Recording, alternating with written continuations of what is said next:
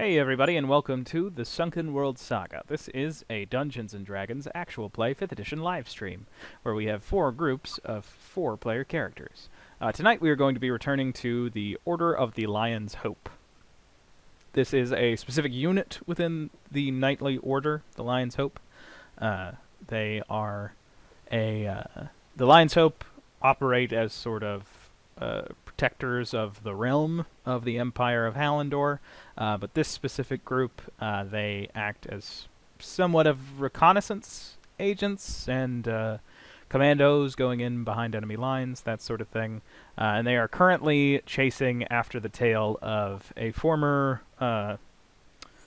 royal sorcerer, Galadrius. There's another name that I used to use, and then I realized why I can't say it.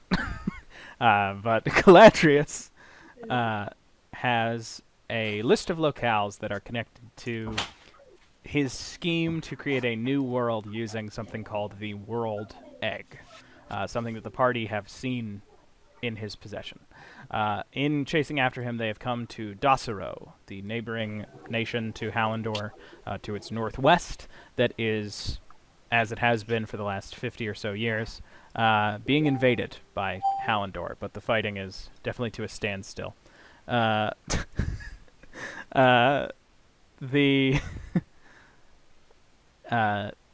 sorry, I lost my train of thought. The coming to the Githyanat Forest, they have discovered that a nobleman from Dasaro has entered the Githyanat Forest, which is something that no one really ever does, because no one who has ever gone in further than 2 miles beneath the shade of the tall trees has ever returned. The party have done some of their preparations, and so hopefully we will be able to just jump right into it. So, would you all like to introduce your characters? We will go first with Marcus. I guess I'm not asking. Marcus! Hey everyone, I'm Aaron. I play Marcus Dubrow, the Circle of the Moon Druid. After Marcus, we have Merahim. Hi everyone, my name is Ian Donovan Highland. I play Merahim, the Tiefling Divination Wizard. After Merahim, we have Akka. Hey, I'm Nathaniel, and I play Akka. He's a half-orc, bare-knuckle boxing monk, which is the way of the open hand. And after Akka, we have Althea. Hello, my name is Connor Toles, and I am playing Althea Nylo, the Storm Sorceress and Celestial Patron Warlock. There we go. That is our team of the Order of the Lion's Hope. So, I'm going to ask, just in case you all thought of something while I was giving the recap, is there anything you would like to do in the village of Kolensi? Just real quick, I know Connor mentioned wanting to pick up some spell components. Yeah, that can just be take off as much gold as they cost, and we can stick with that. Cool. And there weren't, and you said we couldn't buy potions here, right? Like no. There are no potions. potions. This is too small of a village for it to reliably have any sort of magic item out in plain sight. Would have taken too much of your time, since you want to get into the forest, to try and find out if there's a secret black market anywhere. So, it sounds like you all are good.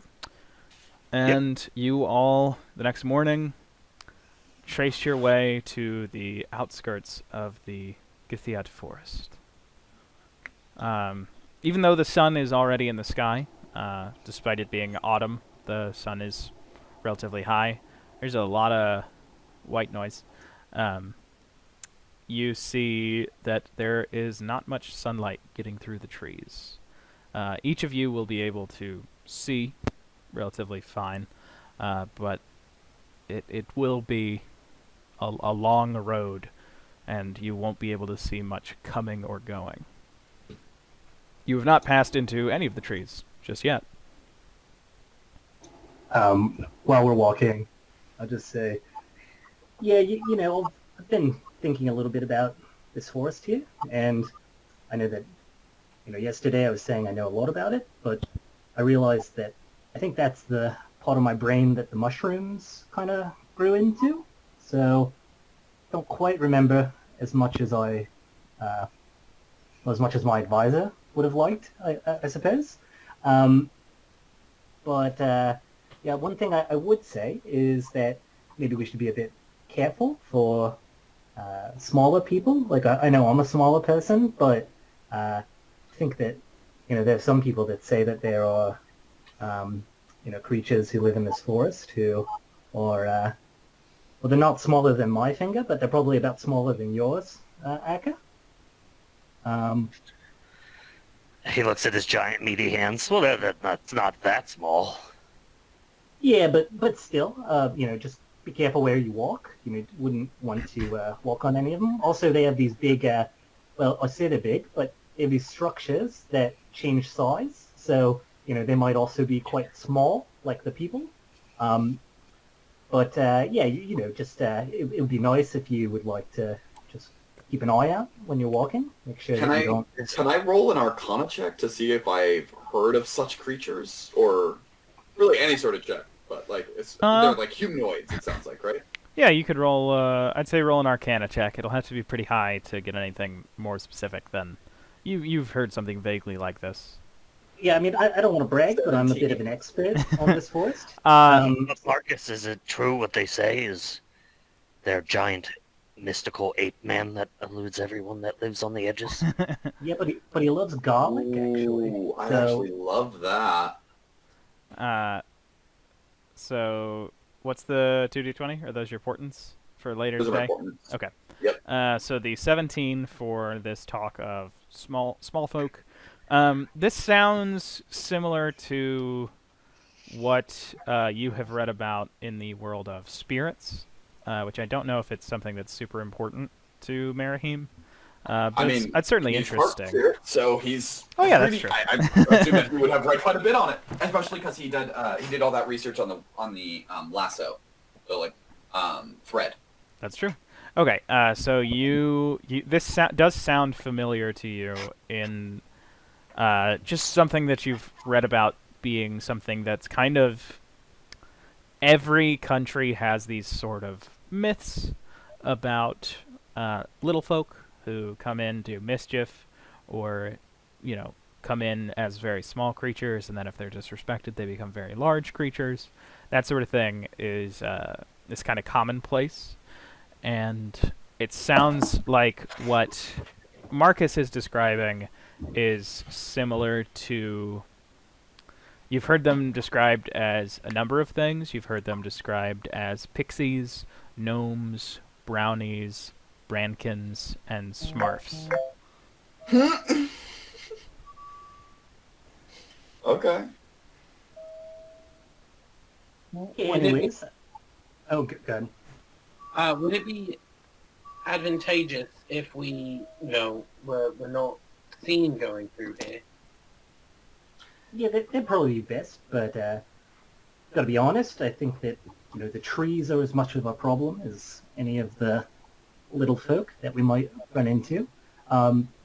Speaking of dangerous trees, we also should be careful. There's a couple of poisonous plants that grow out here, and like I said, I think the mushrooms got the part of my brain that could identify them, but just don't eat any plants, I'd say.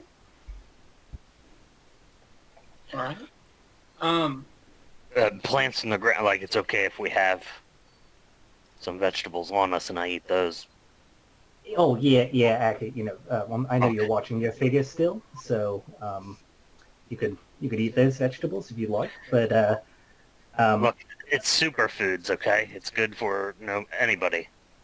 right, yeah, superfoods. I mean, I could probably pick out one or two of them, but just on the safe side, better not touch anything. Leave it like you found it. That's what we always say, going through the forest. Marcus was a member of the Cub Scouts. Uncle Merahim, Yes. can you let us know whenever we get to about that 2-mile marker in? Is that... I figured you'd be good at judging that type of... I might have less experience in judging distance in the forest than Marcus, but I can certainly do my best. Oh, I'd yeah. say it'd be a bit of a group effort. People get lost in these forests quite easily. It could be relatively easy to not realize that we've gone as deep as we have. I imagine don't we're know. walking while we're saying this then. Yeah, Yeah. and I don't know if Marcus or Marahim would have. I don't know what the stat we'd be rolling would be, but I assume that one of whoever is better at it, the other will be helping them. Sure. That's a survival check to tell what distance. Yeah, I was you're just That's gonna be a you. I got an idea. Akka wants to tie a rope around his waist and then tie a rope from that to everybody else's waist, so it's like one of those like dog walkers in New York. Mhm. It has them all like leashed to a waist belt. Mm-hmm. I do not see how this could backfire at all. Just this way, if one of you starts to disappear, I can just like honk down on a tree and That could come in handy. Yeah, that's a great idea. But remember, be careful with the plants. Make sure it's not one of those bad trees. can you tell us which ones are good and bad as we go by them? Yeah, well, I think most trees are good actually, but there's always a chance. Well, I mean, you had a Bad ones. conversation with that one before. Maybe you can talk to each one as we go. Are Yeah, that's a great idea. Can you? Hello? I hear the record is 5.5 hours. Let's beat it. I'm gonna offer up my other also 50 foot of hempen rope. Say, maybe if we just make it where there's like 10 feet each. 10 feet. Well, I mean, I'd like a little bit more freedom than 10 feet from Arca. No offense. I Arca. just just in case there is some time where we have to, bump out really quickly. I have something for that, but if anyone's any closer than 10 feet from me, they'll be hurt.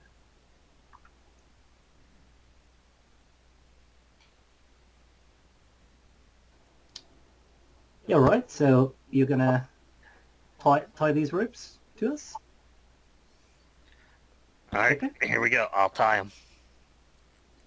And how much rope is there between us and you? Well, I have, I believe, still 50 feet of rope. Okay. Same. But- So we have 100. But the goblins are throwing it across the chasm to you, and you're gonna have more rope once they've thrown it to you. Sorry, that's an inside joke. You have the amount of rope that you have. Okay, so 100 for each of us. That's 25 foot for each of us, then? Well, minus probably... I Say would call it 20 5 feet. feet. Yeah, I would call it 20 feet, because there'd be some that go into the knots Okay. and some that go around you, so... So Althea, basically, nobody can get more than 20 feet away from Akka. Althea has a pretty thin waist. She's quite snatched. Keep up. So you all make it a good distance into the forest. I need you to make that survival check, Marcus, with Marahim assisting to give you Okay. advantage. That's a 23. Okay. Oh, yeah. So you have basically come to, by the time that you are standing where you are like 1.98 miles into the forest. And you Yeah, notice... I Oh, sorry. think we're getting up on the edge. Regan. Yeah, this is going to be a pretty exciting moment for me, at least. But hello. I'll cast Speak with Animals with my wand.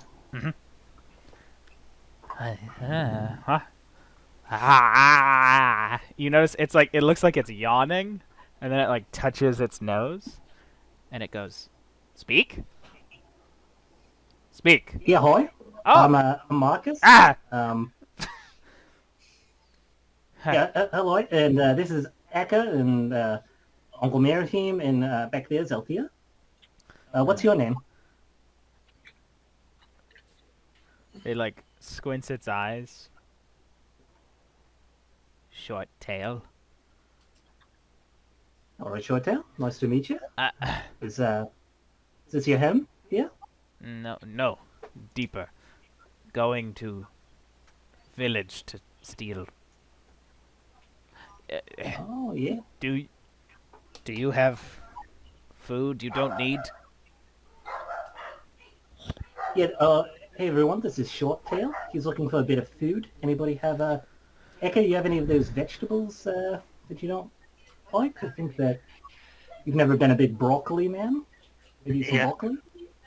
Here we go. Actually, I've got some of this white broccoli that I've never cared for. All right. Yeah. Hi, Shorttail.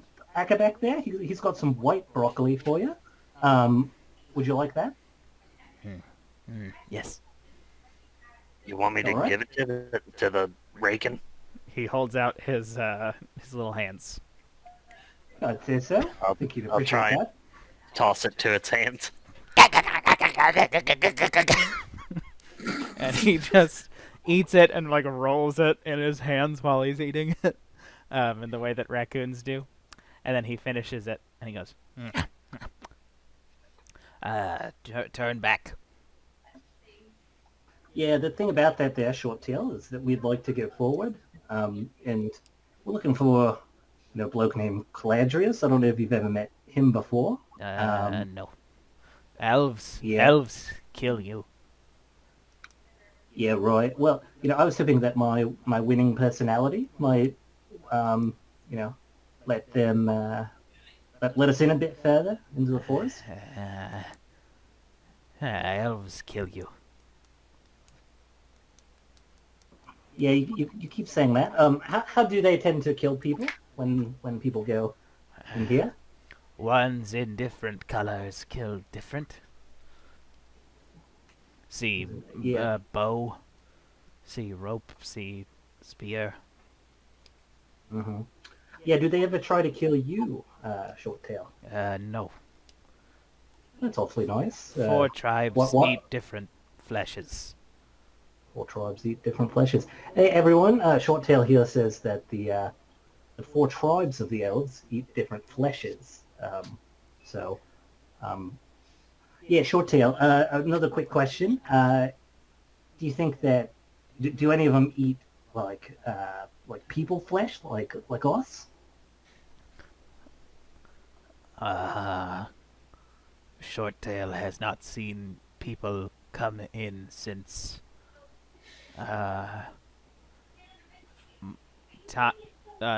more than last time Shorttail eat. All right. So does not know if elves will eat small humans.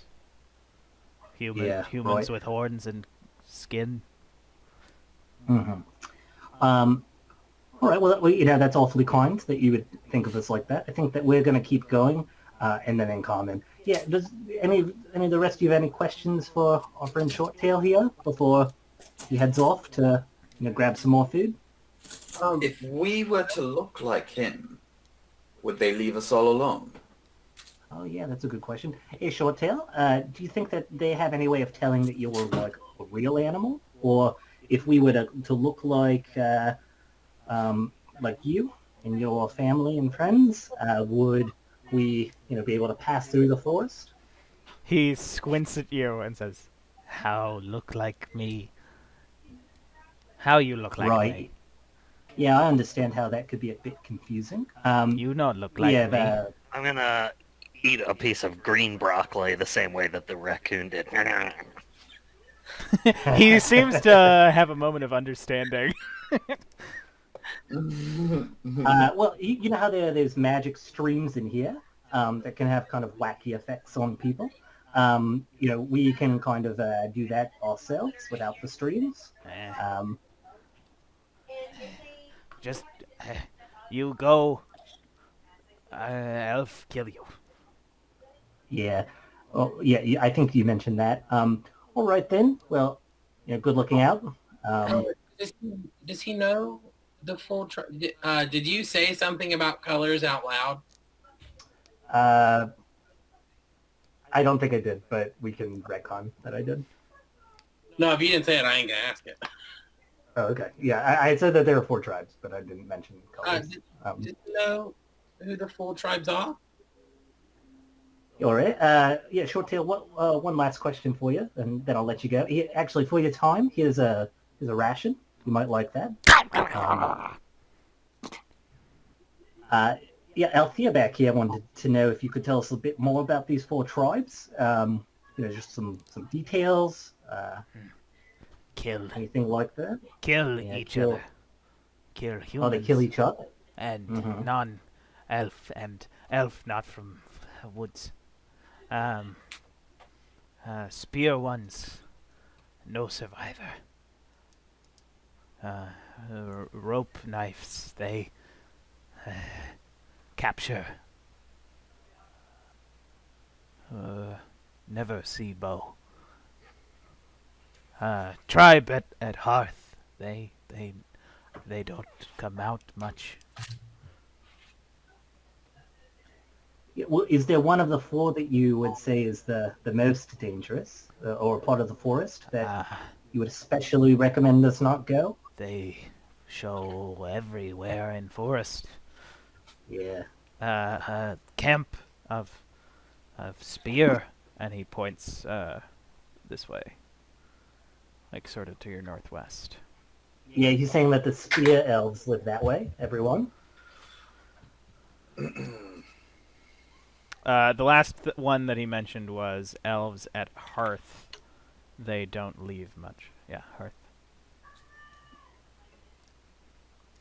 Hey, And you said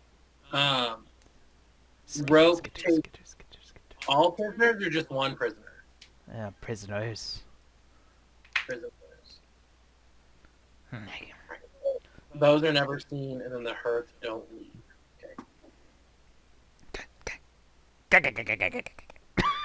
He Popeyes away.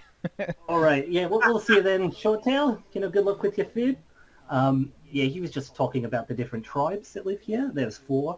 I'm not going to repeat everything that he just told me, but I'm sure over the next couple of minutes that I'll go over that information to a high level of detail. Yep. So. I'm gonna pause the recording just so that I can test the audio if y'all don't mind. Beans. I am seeing invisibility at 4th level. Not like readying to cast it, but like a ready to action of if I hear something, I'm going to do it. In case we get into a sticky situation, we could possibly stealth our asses out of it by being invisible. Okay. If I cast it at 4th level, I can cast it on all 4. Are we recording again, Ben? Yes, we are. Okay. That one's also only an hour, unfortunately. Yeah, so I think moving forward, especially if we want to avoid those spear blokes over there, and I'll point in the direction that Short Tail pointed, that way, then maybe we should, be a bit careful with our step and maybe sneak a little bit. And I will take some burnt mistletoe leaves and cast Pass Without Trace on our group. Okay. Did he say how close that? I don't remember if he did or not. He did not. Did he- Yeah, I think that for raccoons, that their sense of distance is probably a bit different than ours, anyways, out there. So I don't know how Yeah, that especially helpful. since he called himself Small Tail, and his tail wasn't that small. It looked like a Yeah, normal raking tail. It seemed pretty average to me, if I had to guess. And Maybe it's Connor, a bit of a anxiety he has. when you speak, can you just try to speak really loudly and clearly? Yes. Is that better? Yeah, you don't have to do that much, but that's appreciated. Sorry. Okay, so if you all would like to move forward stealthily, can I get stealth checks from everybody? Yes, I just realized that my mic was on the wrong settings, so now I should sound even better. Oh, you do. Ooh, Oh yeah, you good. sound really good now. Lovely. Crisp and clean, no caffeine. Yeah. Alright. Mine wasn't at advantage. It's a 23. 23, 16. Oh my god, I can't find 29. it. All right. Sorry. 229s, okay. 29. I need you all It's a to... family stealth check right there. Marahim and Althea do high five quietly. Yeah, I don't. Okay. That's not what you're supposed to do when you're stealthing. It's his mage hand. He high fives with his mage hand and. Oh, nice. Yeah. Oh, what's the sound of one hand clapping, but you're clapping with your real hand and your mage hand? So you all continue forward. Who is leading the way? Who is in the lead in this scenario, as you make your way through the forest? Yeah, I think I'm going first still. Okay. So what you notice as you make your way through the forest is the trees are, they are mostly the same type of tree. It's a lot of elm trees. You will occasionally see an oak tree. And then every once in a while you see a strange tree that seems to be almost like manicured. Like... As we're leaving, do we investigate? Can we do we notice that this tree is chopped down?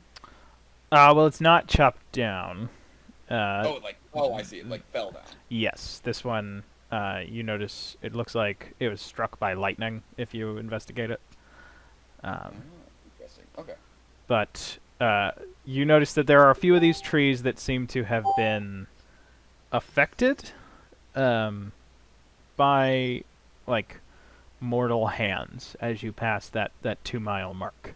And it seems like there are different types of trees from actually other places grafted into the elms and oak trees. Like you will just see a cherry tree or a dogwood curling up the spine and some of the leaves looking different at the top. And so Marcus, you're in the lead, you said?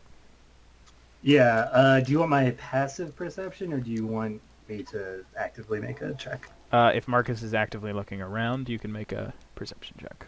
If you're not, then it would be just normal. I think I am actively looking around. I think I'm a bit spooked. So it's a 24. Okay, 24. You can hear things from every direction once you pass about another half-mile past the 2-mile mark. It's getting a little bit darker still. All of you can see, no problem. You just hear in sort of the far distance, ooh. Ooh. Ooh. I also have. It's on the my- call of Largefoot. My Eka, third if you're eye- tired, you could probably just say that you want a break. I don't think you need to make those noises. My third eye ability is see invisibility, and I can see invisible creatures and objects within 10 feet of you that are within line of sight. Okay. Looking around, you do not see any invisible creatures. Thank you for telling me. I'll keep that in mind. You do see far ahead of you, Marcus. At one point, you see a elk that is bigger than any elk you've ever seen. Hell yeah. They're pretty big, but you just see this one drinking out of a really small stream. And when it lifts its head, even though you are at a distance, you can see that its head is about 7 feet off of the ground. Ooh. Damn. And it sort of sees you all, and it looks at you for a second, and then above its black eyes, you see it open 2 green eyes higher up on its forehead. That's really cool. And then it I'm just gonna nod solemnly towards it. Oh. It does- Make an animal handling check at a distance. And it goes right back to drinking, baby. 22. Right back to drinking. Does he know what that is? Do I know what that is? Make a nature check, Mary. 23. It seems to be an elk. There is nothing else about it. It just seems like it developed because of something going on in the forest, with how You're isolated all it's wrong. been. It's a moose. With how isolated this forest is, it seems like it just basically was like, you know what? I need some different characteristics, and one of them is be fucking big. Merahim's mage hand is like absent-mindedly taking out his notebook, and he starts furiously scrawling notes and theories. Merahim, when you're out in the forest like this, you don't need to record every new thing that you see. Sometimes you just need to take it in and, enjoy it, be in the moment. All of these kids nowadays posting their posts on the town board, and instead of just actually going and enjoying the thing, you're a bit like them. Always got your nose in a book, and you can't even see that it has another set of eyes. Merahim just looks up and Um, shows a perfect drawing of the moose. um, Looking. Merahim, you also, with that nature check, just as your eyes go back to the ground, you notice that about 5 feet to the right of the path that you all are taking, you notice that some of the life on the ground of the forest seems like it's almost arcing in a direction, almost as if feet have created a path, and vegetation, small bushes, have sort of grown around that, like a semi-cultivated path. Merahim is in the middle of sketching one of the extra eyes on this moose elk thing, and he slowly stops and says, "Marcus, Yeah. this looks to me like a trail. Would you concur?" Yeah, sure. I mean, I'd say so. Bit of a trail situation here. Should we follow it, is the question. Yeah, the only thing about trails is that, people and things use them. So maybe it'd be a bit easier to be spotted by some of these wild elves and little folk that live here. Maybe we should follow the path but stay off of it. Yeah, I mean, this is your area of expertise. I'm not so fool as to assume I know better than you in the forest. Oh, yeah, that's awfully kind, Merahim. You're real smart. I'm sure that you have great ideas too. But yeah, we'll follow the path, but we'll just try to stick off of it. It might be a little bit harder to walk, but I think that might be better for the whole arrow situation that we're trying to avoid. And I'll lead us in that direction. That elk thing, the second set of eyes that popped up on it, did they seem like too humanoid, as if it might be like a spell or something of someone looking through this thing? It was in the same way that, like, deer eyes are somewhat human, but like a little bit bigger, and the pupils have a different shape. It looked like that, except for the parts that would usually be black in an elk's eyes are green. So no, not like more human than its other eyes or anything. Now, as you all are continuing, I'm just gonna whisper up to Marcus. The raccoon did say that one of these people uses ropes, so maybe keeping an eye also on the ground for any traps might be. Oh yeah, that's a great idea. Yeah, all right. So maybe I could keep an eye out for things in the distance, and Akka, would you mind keeping an eye out for any traps that might be nearby?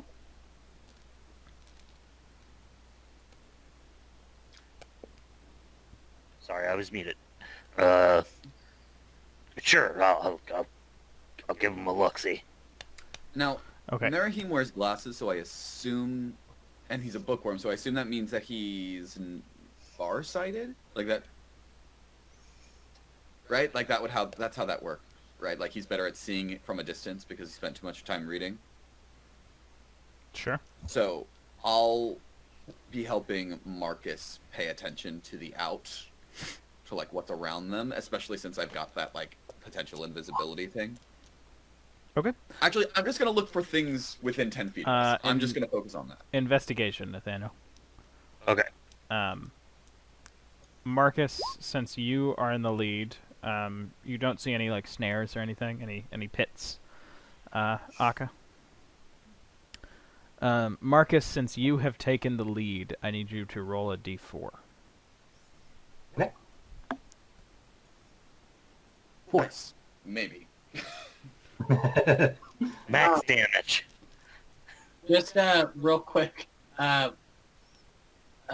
mechanics thing. I want to make sure that it's like me and Akka in the middle, because I'm assuming that's probably where the ropes get tied together, and it's like one's tied to me and to Akka, and then one is tied to like Akka to me, to Marahim, and then it's me, Akka, Marcus.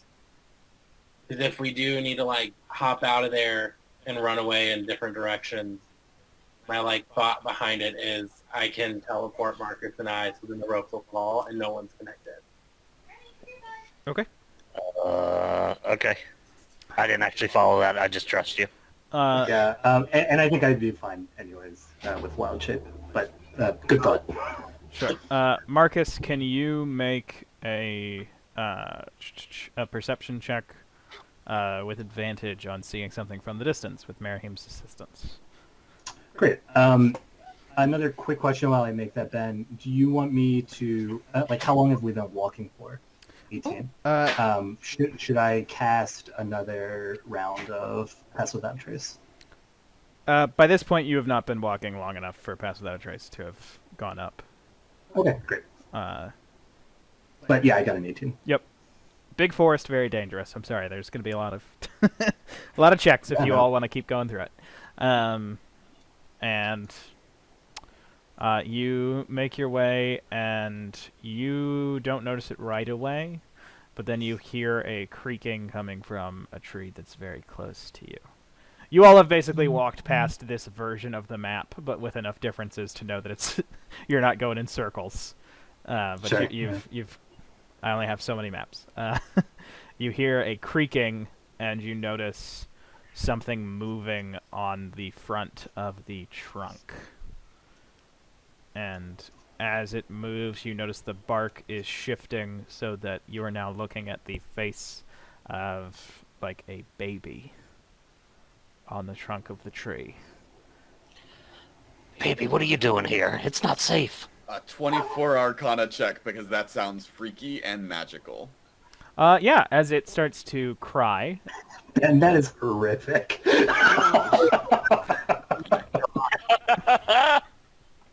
As it starts to cry, you do your Arcana check, and at first you're like, it's on the tip of my tongue. I rolled so high. It's on the tip of my tongue what this is called. And then you notice the tree moving, and the bark texture to its skin falls away, and it looks like it's almost like this old fallow gray skin, and the baby head is stepping out of the tree into physical space, and you see that this gray fallow skin goes into like a jacked old man body, like Oh my God. sinewy but kind of, seen better days, and steps out, but it is crying like a baby, and you realize, oh, it's a Spriggan. I need you all to roll initiative. Bring it! Hello? Invisibility on the 4 of us. 17. And do I know anything about Spriggans before? Like, do I know any weaknesses or what they do besides being fucking horrifying? You know that they are extremely strong, and that they usually are guarding treasure, and that they usually keep pets. I will relay that to everyone, and then immediately. Can you roll remember- initiative? Thank you. Hey, Ben. Yep, I heard you. I'm gonna get to that in just a sec. Extremely strong, like physically strong, Physically or like very strong. fighting in general. Okay. Keep your distance. It can whack the shit out of you. And chances are it has some pets lying around. So, I'll Thea, your sort of trigger for invisibility as you typed it in. Hear anything dangerous or concerning, I'm going to cast invisibility at 4th level. I think the baby crying is concerning, so if you would like to cast invisibility, I will allow you to do it right before initiative takes place. Yeah, I think I will, just because we're pretty close to it. So if anyone, and after hearing Marahim say that it can hit real hard, if anybody needs to back up beforehand. So Not a everyone, bad idea. yeah. Not a bad idea at all. Give us some space. Okay, so each of you are invisible. If you all will put the token for... if you all will put this token on yourselves that I just put on Akka, that would be great. And Akka, speak of the devil, it's your turn. I'm a bomb. Quick question. Does this thing look like, I could attempt to grapple it? It would be very hard with how jacked this old man body below the baby head is. Okay. Should I go after it, or are we trying to get around it? It's currently crying in a way that I would attempt to do, but it would distress my dogs. I think that maybe it just misses its mother. Or no, it's, no. Or No, it's right? a widower. I don't know. It's guarding treasure. So whatever is around here, chances are it's guarding something valuable. Might help us with trading with these people, or who knows, something just useful in general. He's his mother and his son. And just because it looks like a bit, is this a young Spriggan, or is this just what Spriggans are? Yeah, it's not a young Spriggan. They don't, their face doesn't... They're not both both the beginning and ending of the movie Benjamin Button. They are born old man body but muscular and baby face, and they maintain that appearance their whole life. Chances are this is not just a young creature. This is most likely just what the fuck's going on for the whole time it lives. All right, Akka, it's your turn. All right, I'm gonna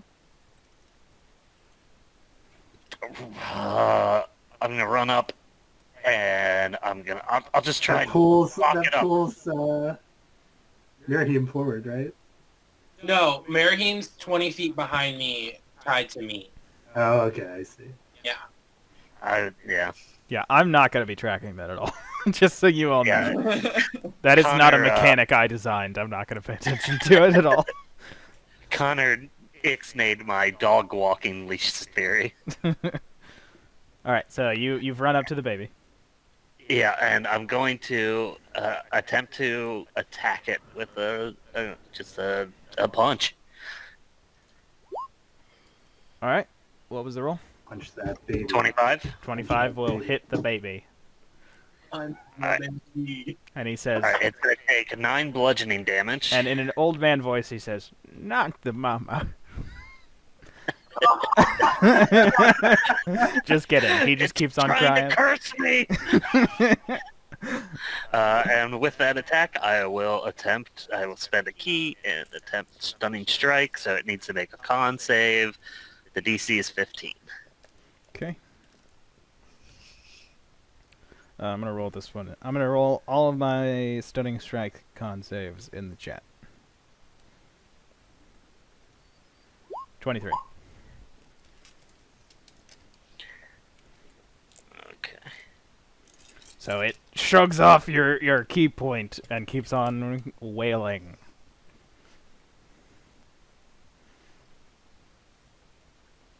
Okay, and my second attack is only 11 to hit.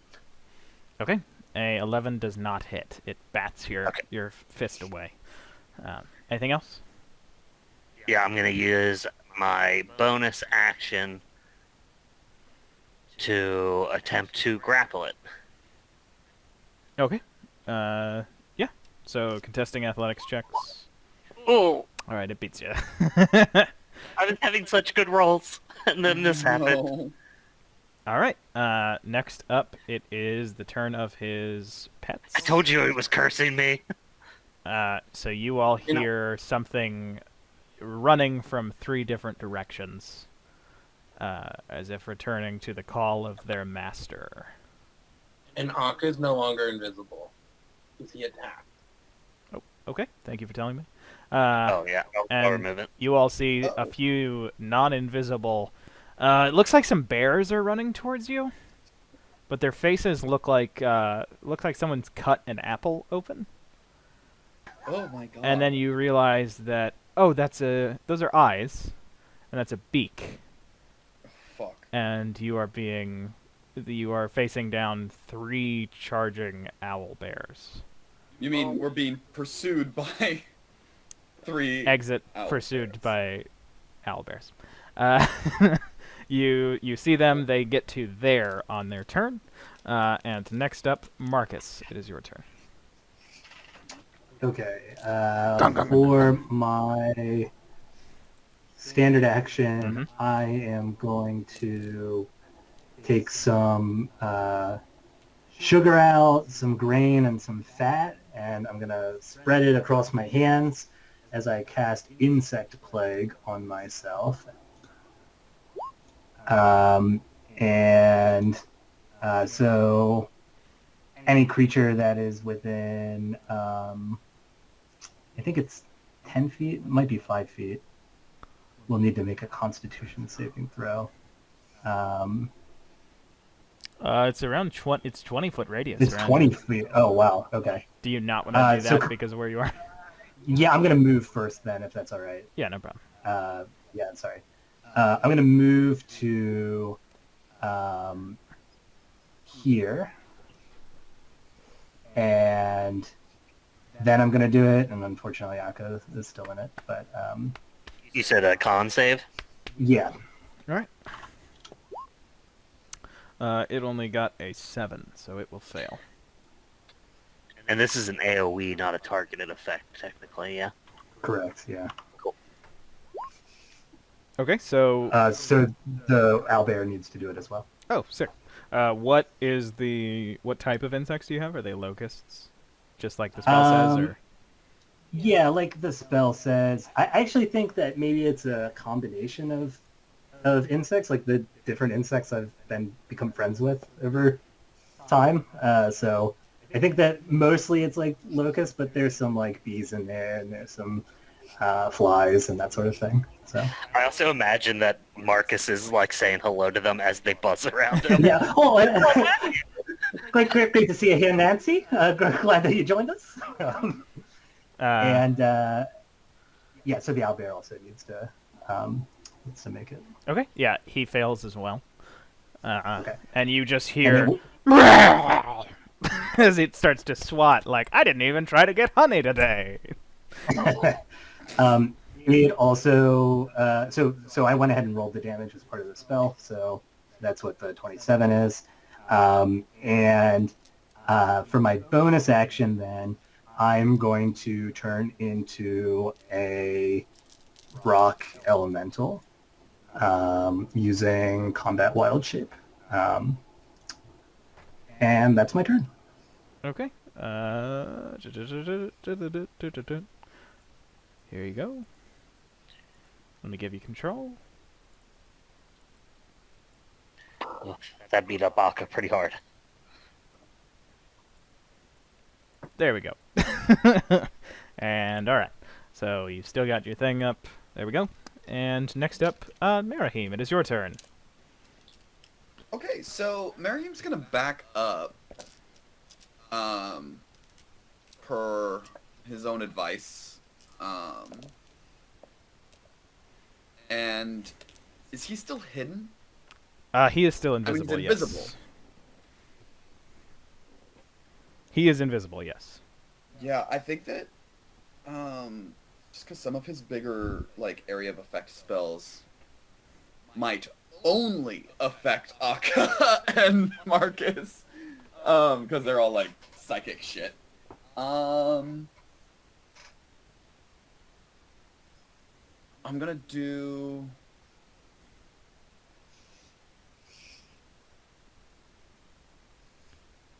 Catapult dexterity saving throw, or yes, dexterity saving throw. Okay, shit, I don't really have things that I attack with too. Okay, yeah, I mean in that case, I'm going to go ahead and use Mind Sliver on the Sprigand. So it needs to make an Intelligence saving throw. It's at cantrip. Okay. Intelligence saving throw. Definitely fails against your DC. It'll take 3.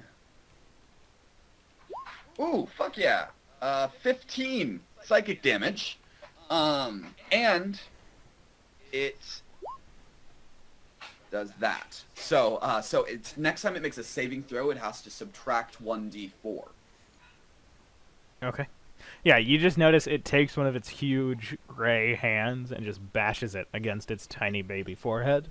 And you notice that its hands are bigger than its entire head. Does it take damage from hitting its face? No, it's like it's like face palming. All right. Yeah, no. Okay. He looks at the baby and goes, brain freeze, and it just hurt. It just sucks. Okay. Then you. Okay, is that your turn? That it looked like these guys were fucking fast, yeah? They are trundling towards you at high speed. I'm gonna go ahead and move back behind a tree. And you lose invisibility, I believe, for... Yes, I am no longer invisible. Alrighty. Well, mine's a cantrip and it says a spell, so I don't know. Cantrips are spells. Yeah, cantrips count as spells. The only difference is a cantrip doesn't have spell levels. Oh. Okay, then next up, Althea. It is your turn. I'm gonna start to try and move this way and get tethered. Fuck. So I'm instead going to bonus action cast Misty Step. Wow, this invisibility really helped out a lot. And I can go 30 feet with that. Can I get there? Yeah. Alright. I want to Misty Step there. And that's my bonus action. Mhm. And now that is a second level spell. So I'll get that off real quick. And then, so that's a bonus action. Can I cast a spell that's just an action to cast? You can't cast spell level spells if you've already cast a spell. Then, I am going to, actually, could I have been like in the tree? Like on a branch? Not this one. You could be on a branch in this one. I don't want to be in the same one as the baby, so then could I have been in this tree instead? Yes. Alright. So you appear up there. Do you do a cantrip, or is that your turn? Yeah, I'm going to, because it was a tree, it came out of a tree, maybe this will make it have more effect. I'm going to cast Ray of Frost and spend a sorcery point to change it from... To fire? Gotcha. Yeah. Okay, so 14 hits. So you can roll the damage. Sweet. Okay, so that's 11 fire. Yeah, it doesn't seem like it does double damage or anything like that. It's a good thought. Cool. And I am no longer invisible, but hopefully no one knows that I'm in a tree. Okay. Next up, it is the Spriggan's turn. It has to do... Does it have to do anything to take actions in the insect sphere or with the Mind Sliver? No, it can take actions. Okay. With the Mind Sliver. Then it is... The only thing is it's difficult terrain, in the sphere, and if it ends its turn, then it'll have to roll the Constitution save again. Okay. Oh, Then it is reduced by 10 feet because of Ray of Frost. Oh, then it is going to move to here, and it is going to lift both of its fists, and he is going to rain one down on Akka, and another one on the Earth Elemental. Okay, he needs to, before he attacks me, he needs to make a Wisdom saving throw. The DC is 15. I have Sanctuary on me because of my new feature, Tranquility. Okay, so you like always have that up? I need to double check the rules. I think after it's been like the first time something attacks me, that's the only time, but let me double check. Okay. I am going to roll the Wisdom saving throw to do so. It has some negative effect to its saving throws, right? Or is that just Constitution, Merheim? it's a saving throw. So it's all it has saving a throws. -4 Okay. for the first saving throw. So this saving throw, it needs to -4. Okay. Well, it's subtract a 1d4, so yeah, you gotta roll a d4. Yeah, sorry, 1d4. Okay. That's what I meant. Then, all right. So it is an 8. So that is a failure against your thing. So does that mean it can't attack you? That means it has to Okay. either choose to attack something else, and it has to do it within range of its movement, obviously, Okay. Then. because it did move and want to attack me. Okay. First attack on you, Marcus, is a 13. Does that hit Earth Elementals? Doesn't hit. Okay. Nope. You see, I just look up at the baby's face and I say, "No hitting." And it just spins around, and its second one is like a billion, so it's gonna hit you. Yeah, a billion hits. All right, and you will take. You take 15 points of bludgeoning damage as its fist just racks down on you, and then it is going to turn and get to here with its movement. So still in the bug sphere, and then it is going to turn to where you are, Merheim, and it is going to, like a snake, it is going to just drop its jaw open, basically, and it is going to cry pointedly at you, and I need you to make a Constitution saving throw.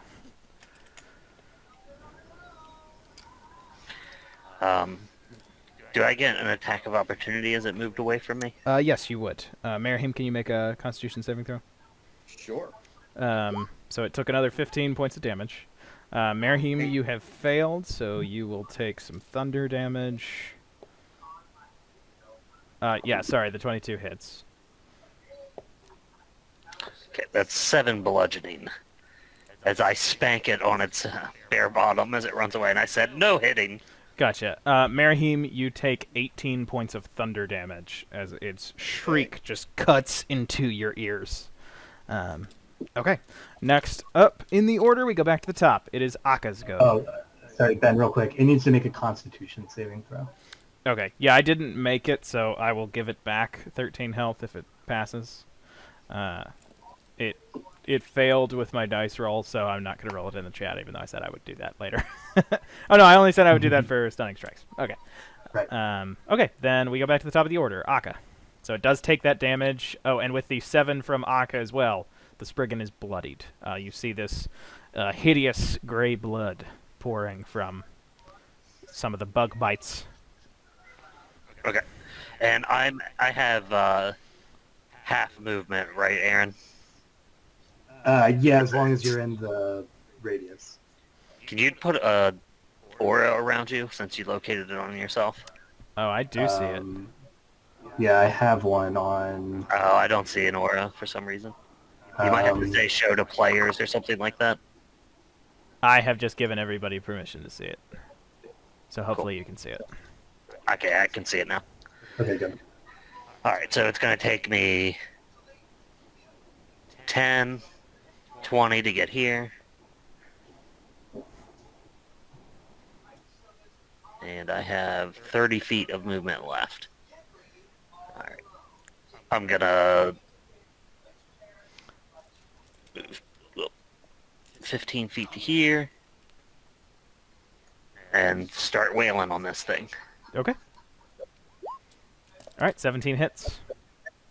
19 hits. Okay. So that is 18 bludgeoning damage. And tell you what, I'll make that second hit. I'm going to spend a key to attempt to stun it with Stunning Strike. Are you not using your cestises anymore? No, not well. I just don't have them on in the moment Okay, gotcha. because we were stealthing around, so I didn't want to have them like clashing when I touch stuff. Okay, gotcha.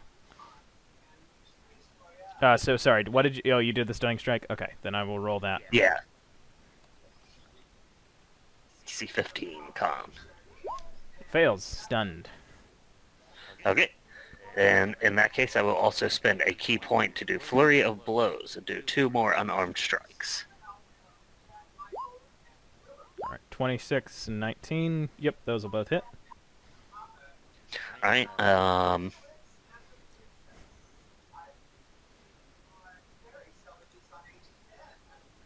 sorry, it was taking forever to roll the damage. So the first one is 13 damage, and I'm going to, with my Wave the Open Hand technique, I wanted to make a Dex saving throw. Or wait, excuse me.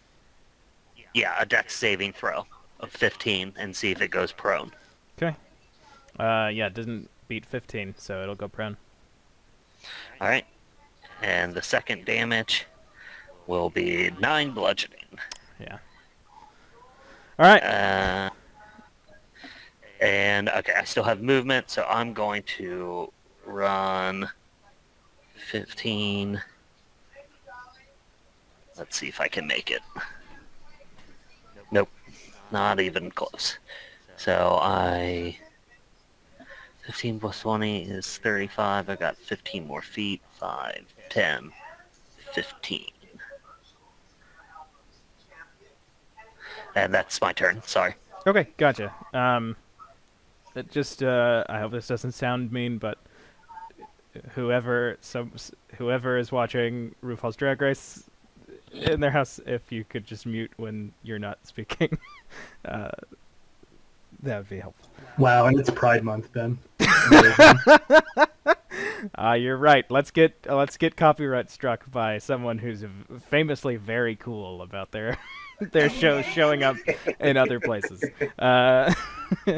It is. I'm just kidding. We won't get copyright strike. I just could tell what season it was. So that was. Okay. Next up, after Akka, it is the Owlbear block. Block of the Owlbears. I didn't describe what I did in order to make it go prone. I literally ran up and bent it over my knee and spanked it and then rolled it off of my leg. Yeah, Mom, if you can text me the joke that you want to make based on what you've overheard me saying. It was season 4 of RuPaul's Drag Race, Mom. And you watch as the owlbears trundle past you. I like the word trundle for how they move. I don't remember where it was. Did I get an attack of opportunity? Or not? Sorry, I put it down where its movement path. It specifically went around you. Okay, that's fine. I just wasn't paying attention. Sorry. Yep, no problem. So one of them is going to square up with you, Marcus, Raucus. But the other two are going to attack Merahim. I'm going to have them go first. Why would they attack me? They didn't even see me attack the kid. I was invisible. They might have been able to smell you. Here are the top search results. They couldn't probably, but I didn't check. So the first one that attacks you, it is going to try to bite at you with its beak, and It makes this attack with disadvantage. Because I have the blur cloak. Okay. That was only a 11 then. That'll miss. And its second attack with the claw, is this one also a disadvantage? All of them are at disadvantage until one hits me. Okay. So that is a 13 and an 18. Does 13 hit? Nope. Okay, then that one will miss. Second one is also going to attack you. That is a, 23 and a 13. 13 hit? Nope. Okay, so its beak attack hits or misses. Next one, 24, and nat 20. So the 24 will hit. 24 will hit. Yes. Okay. Then you will take. You will take 9 points of slashing damage from its claw, as it just goes, "Hoo! Hoo!" in your face. The one that's squaring up with you, Marcus, it stands up so that it's against you, and that's as it's falling at you, it's going to snap with its beak. So that is a 22. That hits. Okay, you take 7. You take 12 points of piercing damage, and then with its claw, it got a nat 20. Okay. So you will take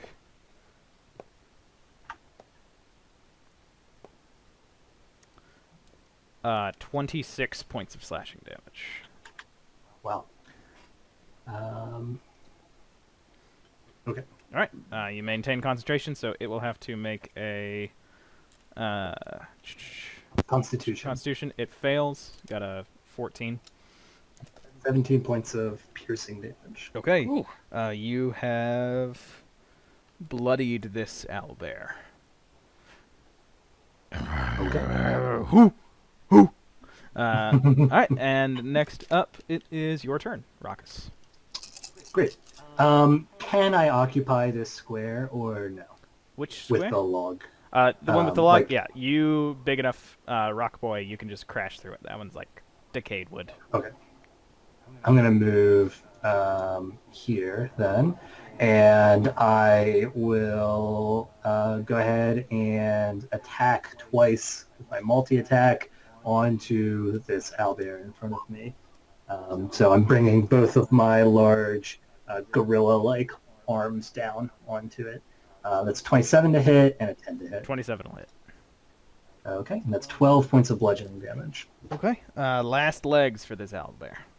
Owlbear is barely Okay. standing. Did the owlbear or the spriggan do the insect plague? Both of them got hit at the end of their turn. Oh, okay. And yeah, that's my turn. Okay. Next up, it is Merihim. It is your turn. You are surrounded by owlbears. I was surrounded by owlbears, and then I'm gonna misty step. All right. 30 feet away. Right? It's 30 feet? 30 Yeah, feet. 30 feet.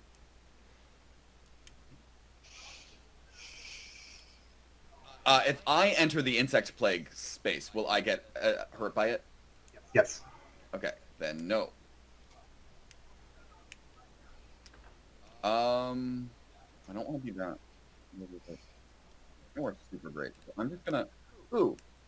You know what? I'm gonna misty step. How tall is this tree? The tree is about 40 feet tall. So I'm there gonna would misty be step some- up onto a sturdy-looking branch, about 25 to 30 feet high. Okay. I'm gonna just be on that branch, yeah? All right. Yeah. I mean, are you sitting or trying to stand on it? I'm like saddling it. Okay. Yeah. Doesn't Um, require any check then to hold yourself on there for now. Mind Sliver. One more time on that little baby. So that is a DC intelligence 17 check. intelligent. Fails again. That's going to be 13 damage, and it takes its next Constitution saving throw is made with, or its next spell save is -4. Okay. Minus 1d4. All right. Then that's your turn. I mean, yeah. Okay. Althea, it is your turn.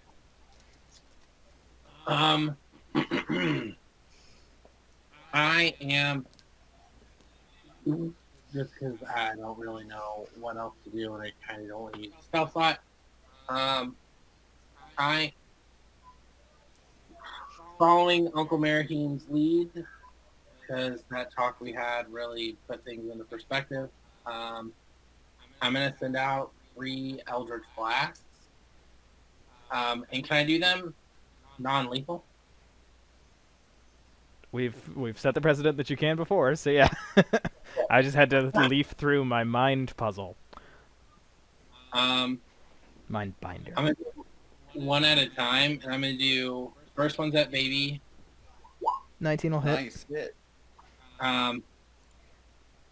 For 3 force damage. I'm still standing. Still up. Yep. Second one at baby. 6 will Only miss. 6. And third one at baby. 13 will miss. Dang. Just misses. Okay, is that your turn? I'm actually going to what's the difference between 62? I'm looking. I'm gonna score 3-point quicken.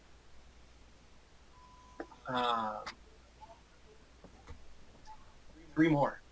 Okay. You can make the rolls and say who they're at. Right. Oh God, one's a natural 20.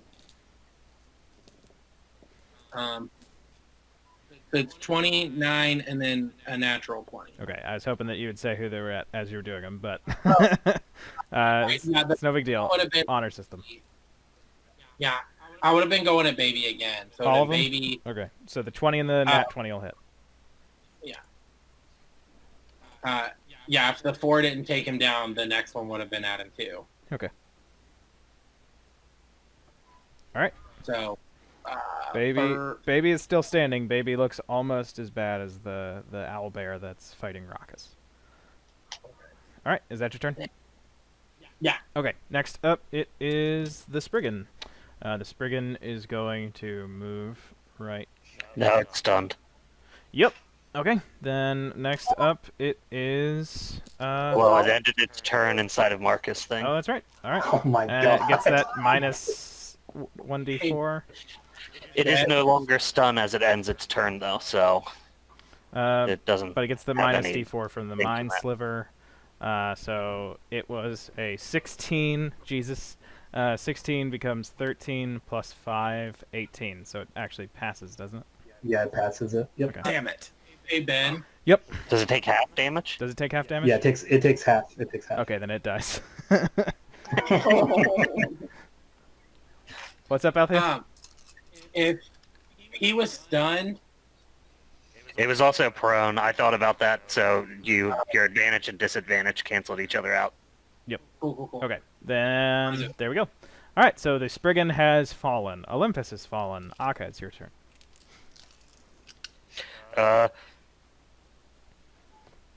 I'll help you. And I'm gonna run over here, and Aka's gonna yell, kidney punch, as he punches the out there on both of its haunches. All right. Alright. 21, 21 and 28. Okay, yeah, both of those will hit the owl bear. Alright, that's 10 bludgeoning and 11 bludgeoning. All right. And then I will use my bonus action to attempt to grapple it. All right. It's a 19 athletics. Testing athletics, 24. Alright, it failed, and I'm like, no, you get here, and I just pull out a bunch of things, and I'm like, is this fur or feathers? Whoo! Whoo! And I'll try and dip a little more in towards the tree, and then I'll end my turn. Okay. Next up, owlbear time. And this one that is down here is going to attack you. So Okay. that is a 26 to hit you. Yep. All right, you take 10 points of piercing damage as it snaps at you with its beak, and then with its claw, it's not going to hit because your AC is 1 billion. Second one, No, it's not. I mean it's crazy high. So you're 20 feet. It's an 18. You're 25 feet up in the tree, Marahim. This owlbear is going to get climbing. Crunch, crunch, crunch as it climbs up. And it is going to get to you, and it is only going to take its beak attack so that it can keep all of its claws in the tree. But it is going to All right. try to attack you with its beak. It does still make it with disadvantage. You've been hit, don't you? The effect of blur resets at the end of here. I've got the spell. An attacker is immune to this effect if it doesn't. Any creature has. Fuck. I'm gonna find the thing, but it says that it resets at the turn. I think it resets at the beginning of your turn. If you take damage, the property ceases to function until the start of your next turn.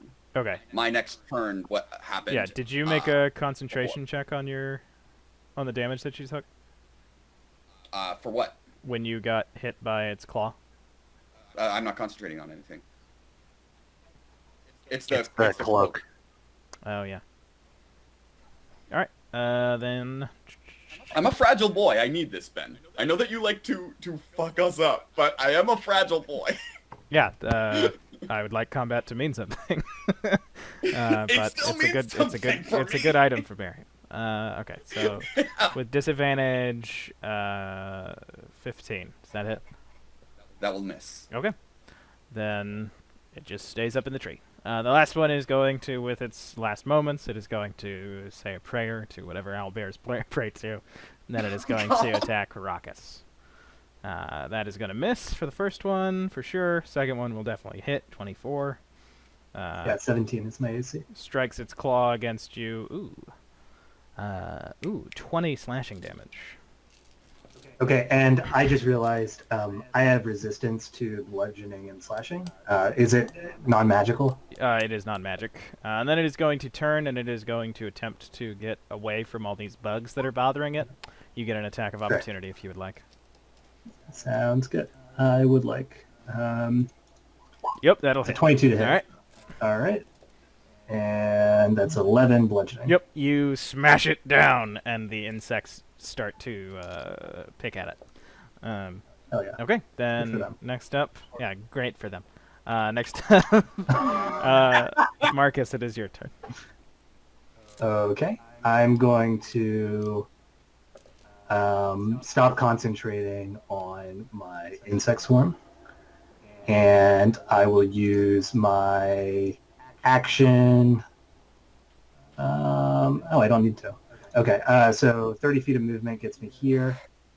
Sorry, I'm not concentrating on that anymore. I'll take off the aura. And then I'm going to bring both of my rock hands together and intertwine my rock fingers and bring my fist down on the head of the owlbear. Or is it too far up in the air, Ben? This is not the one in the tree. The one, Oh, that's the not one the one next in to the tree. Akka Okay, is on the okay, ground. yeah.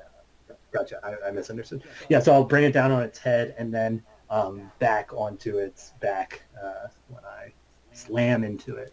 So it's 19 to hit and 24 to hit. Both of those will hit. Okay. And that's a total of 27 points of bludgeoning damage. All right, this one is bloodied and pretty low on, on hit points. Okay, then next up in the initiative... Well, that's the end of your turn, right?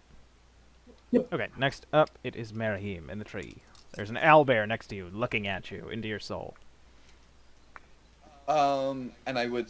Am I in range of the insect plague as high up as I am?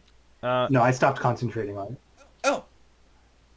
So there's the owlbear right next to me. Okay, yeah, I'm not gonna teleport, I'm not gonna mind Misty Step away. Instead what I'm gonna do is...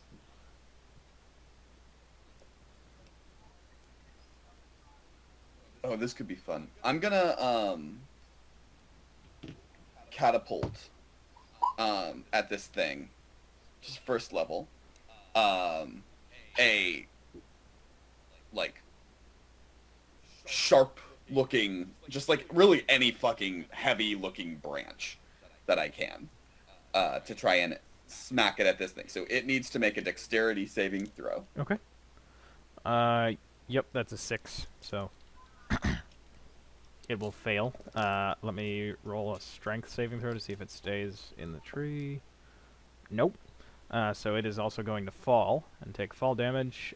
So it takes 14 points of your bludgeon damage from a branch thwacking it. And then it is going to fall and take not a lot of damage. But yeah, it's looking worse than it did before. It's no longer in the tree next to you. Anything you want to do with the bonus action? Any movement? Nope. Marahim's just gonna, how sturdy is this branch? That's pretty sturdy. You can probably sit in it for hours. Alright, he's gonna then crawl just a little ways, like, away from the trunk. super carefully. Yeah. But just away from the trunk. Yeah. All right. If you're Scooch's little booty. if you're going slow, I'll say you don't have to. You don't get very far, but you don't have to make any checks. Althea, Yeah. it is your turn. There are 2 owlbears remaining. One of them is pretty close to its death. Not like single digits, but maybe as close as you can get without being single digits. And the other one is pretty okay, not quite bloodied.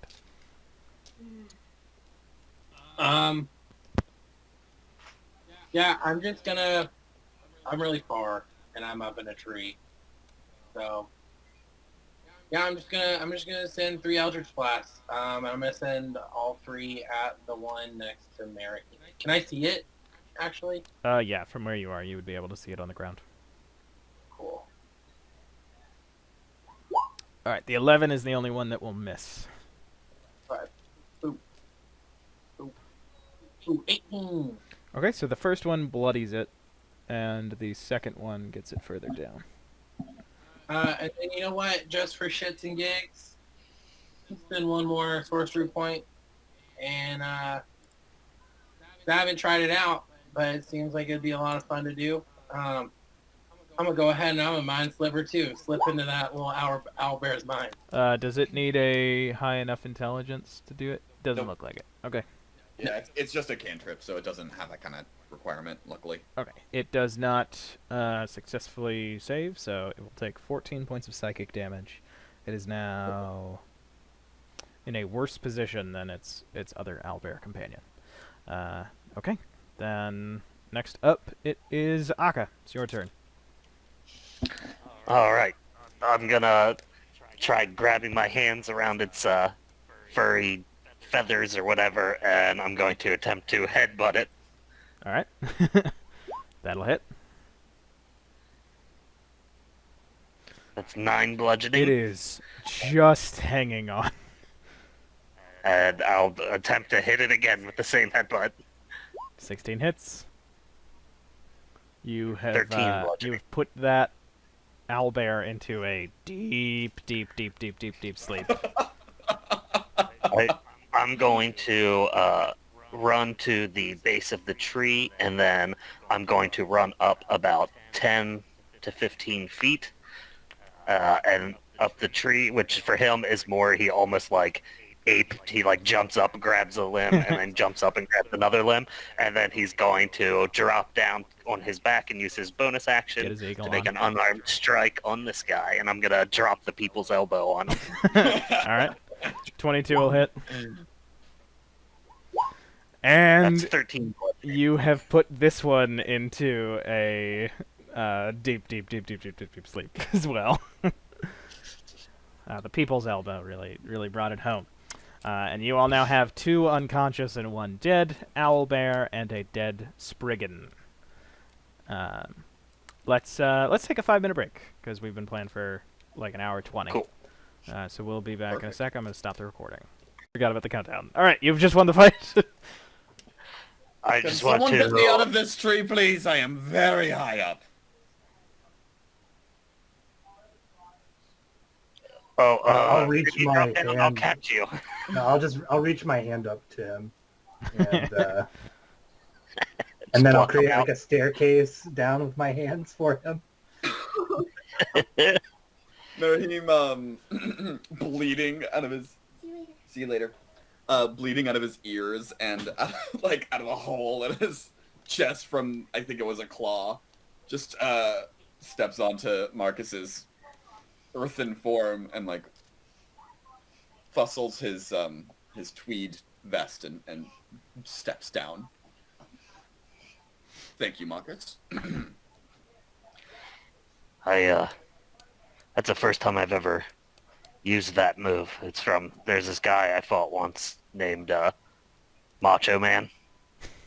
And it hurt pretty good, and now I see why. Sounds better in Goliath. How high up in this tree am I? You're probably like on a sort of lower branch since you were a distance away. When you cast Misty Step, you're probably like 15 feet up. Yeah, I'm just gonna hop down. All right. Like try and like roll at the Roll. bottom like in Zelda. Yeah, you can do that. Well, make an acrobatics check. You gotta make a ha! Oh wait, I'm not on the right thing. Okay. All right, yeah, you succeed. Here's the If you grunt. did, you'd have to go ah! All right, so you all have. Can I run over to the Spriggan and like, is there a way to like stabilize it? It's dead. Yeah, the insects that are no longer swarming are still just feasting on its corpse now. So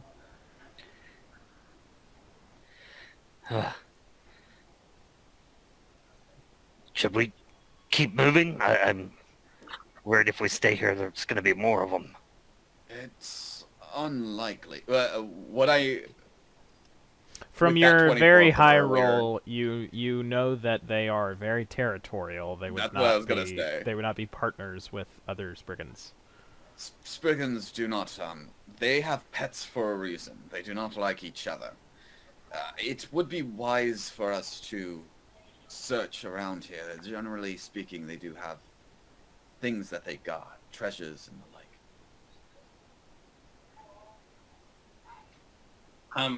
I'll start looking, or I'll help you.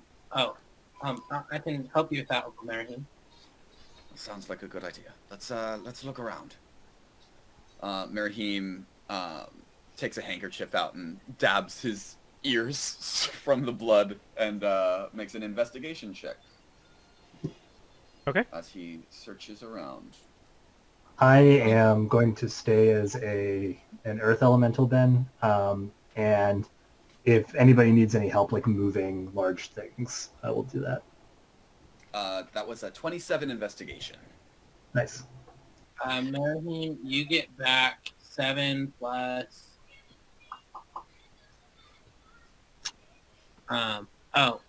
Just 7. I will take 7.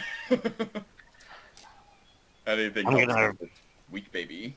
And I'm gonna reverse the roles, and I'm going to baby Bjorn myself to Oh my god. Marcus as a stone goal. I love that. Actually, I take that back, Merihim. I'm gonna cast Cure Wounds at a 2nd level, and both of my 2nd level spells have been with my pack magic slots, in case I need to get them back. Okay. So those are both gone, but Cure Wounds, 2nd. I don't know why I did that. Okay. The 2d8 plus 5.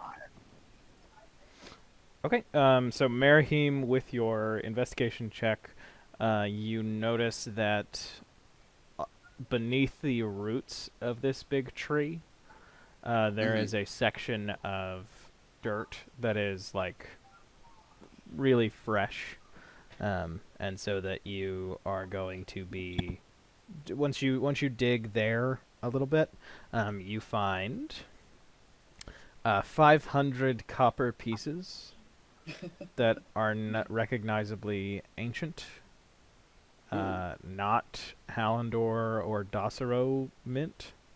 In fact, looking at them, you realize that copper is a misnomer. These are bronze coins, and the I'm not gonna. face on the head side is it's a elfin woman by the looks of it. There are also 2 pearls, both worth about 100 gold, based on your unique appraisal skills. There is a amber worth 100 gold, and then you notice that there is a very, very nice short bow, and then there is a scroll that you recognize when you open it. It is a spell scroll. It is written entirely in Elvish. I assume that you speak Elvish. He doesn't actually speak Elvish, but I can after a short rest. Okay. Look at that for you. Okay. All right. Althea can look at it. Sorry, I'm just writing everything Yep. down. Althea, when you look at it, you are struck by, oh, this is a spell scroll for the spell Plane Shift. Ooh. But it looks like it's weird. It looks like where the name of the spell, as it is commonly talked about, is written. There is a smudge between the words plane and shift. Almost as if one of the Elvish letters has been rubbed out. Okay. That is all that you find. Sorry, and- one more time. It's the 500 bronze pieces, ancient bronze pieces with the face of an elven woman, 2 pearls and a piece of amber, each worth 100 gold. Yep. And a short bow that looks very good, and this scroll of quote-unquote plane shift. And then, was there anything else? I thought that there was one more thing that I heard. No. No. No, nothing else. What was your question, Marcus? The planes, just a reminder for us, in this world are more like planets, right? Yep, you've solved the puzzle. Yeah. Sorry. There's a T that was smudged. Yeah. I don't But don't think I that wanted you're. to remind myself. Yes, so that is okay. out of character knowledge. Your characters do not know that. Okay, cool. Gotcha. All right. So you have found his treasure hoard, it seems, and you are now free to go further into the forest if you would like. I'm okay enough on hit points, thanks to Althea, that Marahim should be fine. So, whatever y'all want to do. That heal was just on Marahim. Oh, you need some healing too. Okay. I mean, I have spells. I can get you. Maybe just actually, no, don't worry about it. I'm going to use my wholeness of body. That whole body.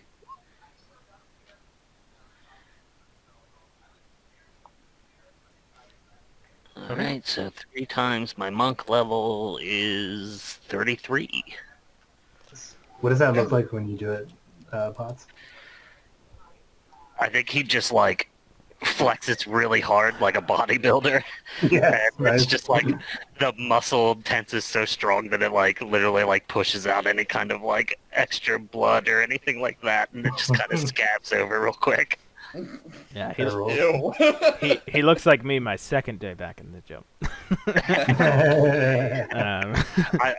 It's what I like to call Ben Swole. Okay, so you all are making your way forward. I'll describe what you see with some perception checks, but just so we know what's going on, I'd like somebody to roll the encounter dice. Would anybody volunteer to roll a d6?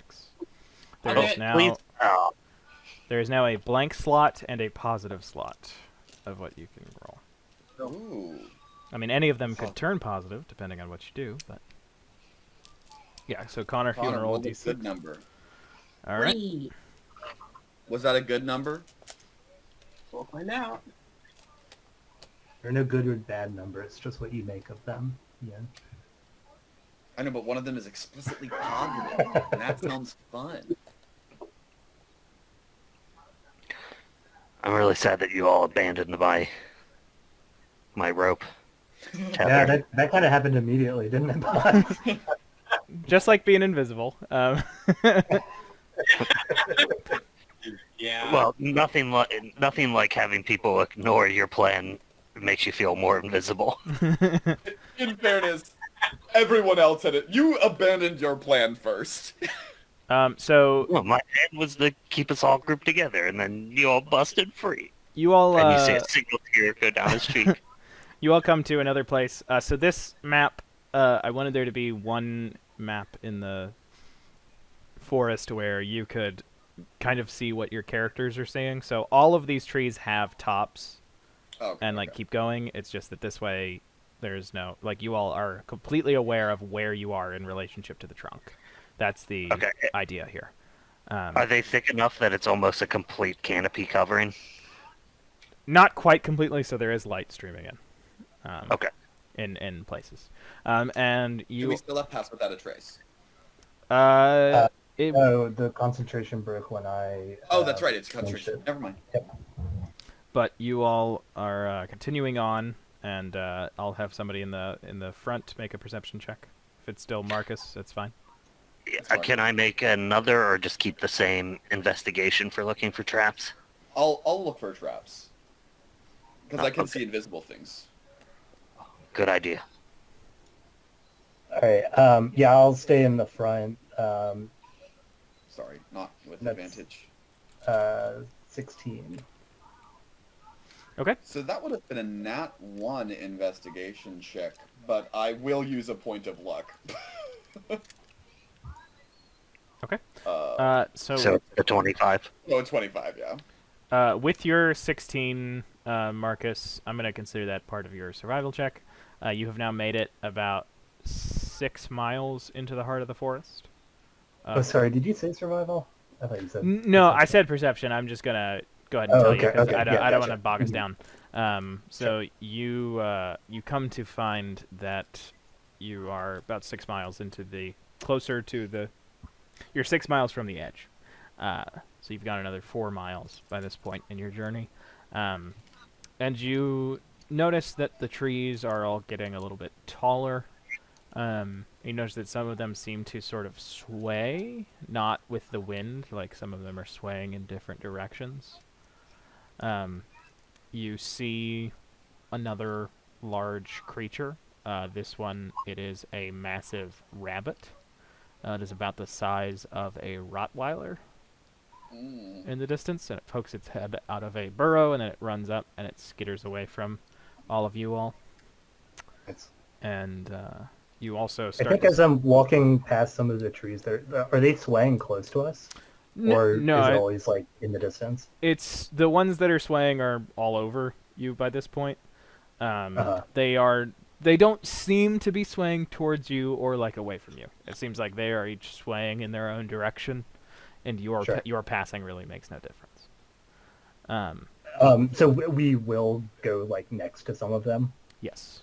Like as we're walking. Okay. I think when I am close to one or two of them, I'm just gonna like rest my hand on one and like pat it. And that's all. But, Okay. Yeah. Are you with still Raucous? yes, I am. Okay.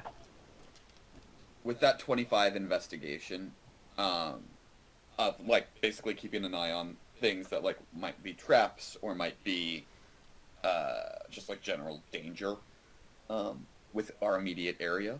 Like, do I find anything of concern? No, doesn't seem to be.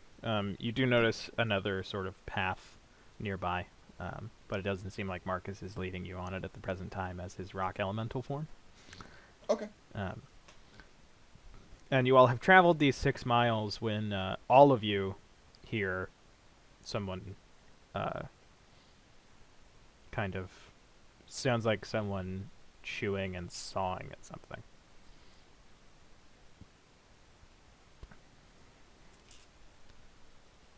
And you come to a point where you can see in the light of one canopy, you see a child-sized shape with her back to you.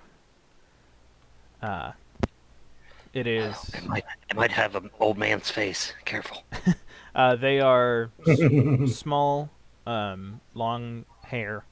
Their hair is blonde, but you can see there's sort of like a skunk streak of green going Ooh. from the front middle down the back. She is wearing clothes that seem to be made out of solely plant material. And it seems like it's kind of functionally armor, even though this is not a adult based on the size. Like, it's taller than a halfling and not proportioned like a halfling. She's proportioned like an elf. And she is like sawing at something that you can see is a boar that is on the ground. Oh. And it is she's sawing at it with a long knife. Knives and ropes, right? Knives and ropes? Knives and ropes. And So with that 25 investigation, I don't see no rope traps, do I? you have not seen any rope traps, no. Cool. And you notice like she has these thick like pauldrons made out of a ton of these heavy leaves all layered together, and seems like stuck with some kind of sap. And it looks like that's kind of the aesthetic, as she has these green leaves that form an armor, like a hauberk skirt sort of a deal. If you boys don't mind, I think I might take the lead on this one. Young girl being approached by some older gentleman in the woods. Probably not the best way to go about it. To be fair, Marcus is pretty young for a rock elemental. That's true. Marcus, if you want to come up with me. I think you might be the correct person for the job. I like how Marcus is just like rumble, rumble. Yeah. I'm trying to think, I think it's like the sound of stones scraping together, but that sounds both horrible and something like I can't do with my mouth. So Yeah. I'm choosing not to make this. I think noise. he's That means Aaron's looking around for some rocks he can rub together next to Yep, the mic. exactly. He's, Going out into the driveway. he's Snitchel from Chowder. He just says rada rada. Actually, real quick before I do that, I want to cast Detect Thoughts on Marcus. Just to try and talk to him. Do you have any idea of what this might be? From any of your research about the forest? Well, yeah, I'm not really sure. Might be one of those weird people I was talking about earlier. I don't know. Would it be Sure best- that, we'll just be kind to them, and I'm sure they'll be fine. Should I offer her a gift? Everybody likes gifts. I think that'd be a lovely idea. Okay. I still have this piece from that coral monster that we fought back at his original tower. Would that be something? She seems to be wearing plant stuff, and this is kind of a sea plant, right? Yeah, I suppose so. And I'll give 2 big rock thumbs up. Yeah. But it's a bit rude, I think, for us to be having this conversation here. Maybe we should go ahead and approach her. Yeah. Beep, beep, beep. I'm gonna walk up and say, hello. And still crouched, her head juts around, and she has the knife backwards in her hand and facing you, and she grits her teeth, and you notice that she does not have irises. She just has black pupils. And I wave as a rock elemental as well. And I the coral piece in my hand as an offering. She has gotten up, and she is on the other side of the boar. She is crouching, and she has her body sideways to you.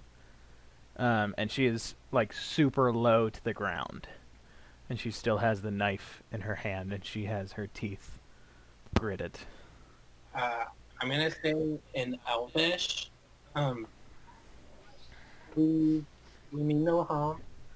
We just want to. Here, this is. We found this coral thing. I'm not entirely sure what it was, but I kind of kept this piece in case it might grow. It hasn't, but it seems like it would go well with your outfits, or just as a keepsake. I don't know. Speak, no speak. Speak, no speak. Do I know what that would? She mean? says, "Speak, new speak." Speak, no speak.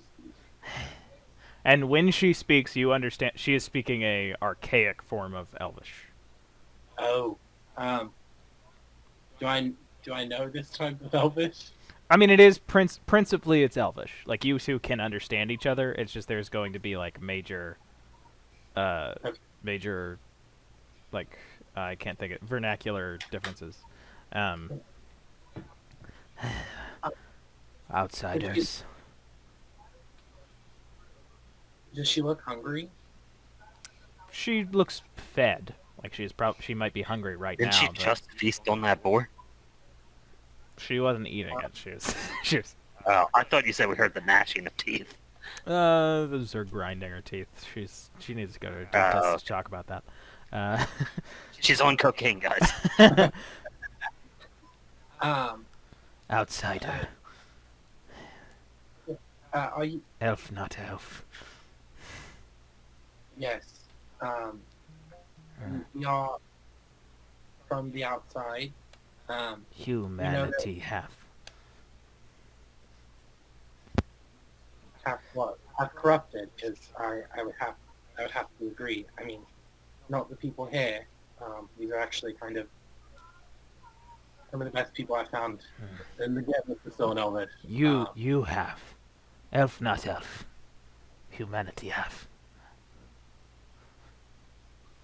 Yes. I'm realizing that now. I'm sorry. I'm being quite rude. My name is Althea.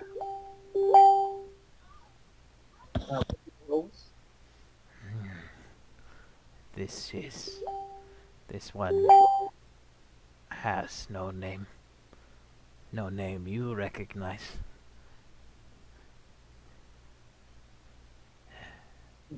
Here to steal, here to trick.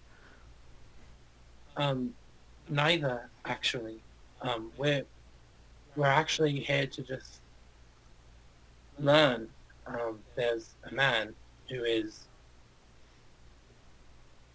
he's trying to do some bad things in the world, and we think a location that he might have is somewhere in this forest. We're just trying to find it. We mean the people who live here no harm. We don't want to take anything from you or do anything to you. Outsiders.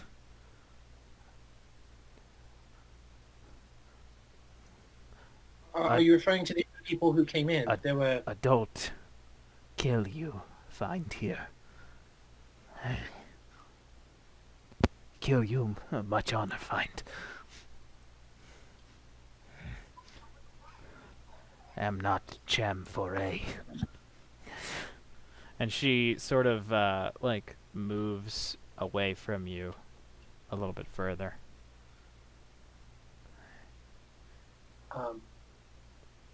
You look. Well, Tuck. last part. Am not Cham Foray. Am not Chan for is okay. You seek. Tuck. Gaidar.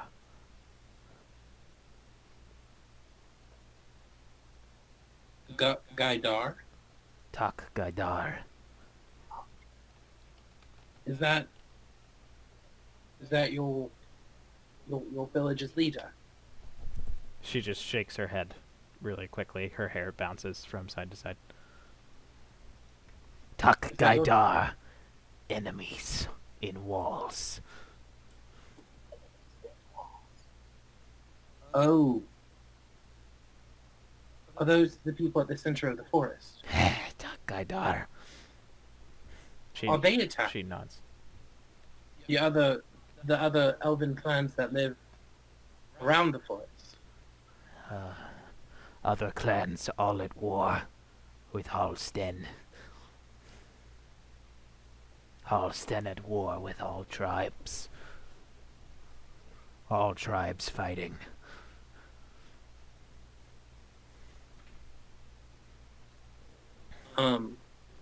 If can I like discern that Halston are the enemies in the walls?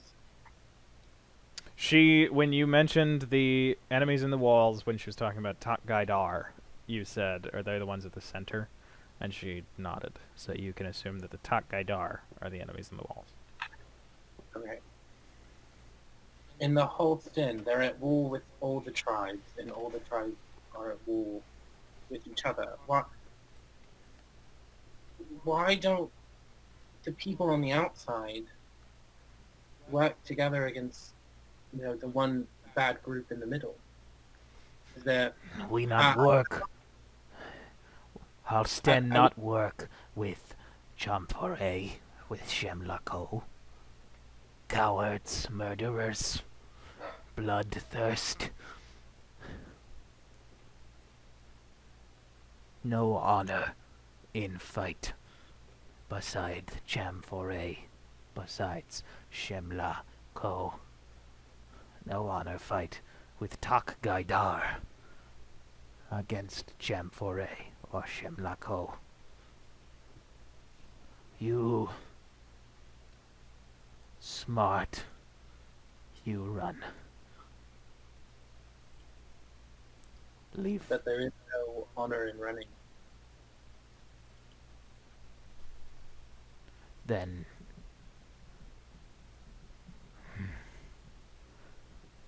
I'm saying that like as a way to like bond, because she's talking about like no honor, and I have said similar shit to our enemies.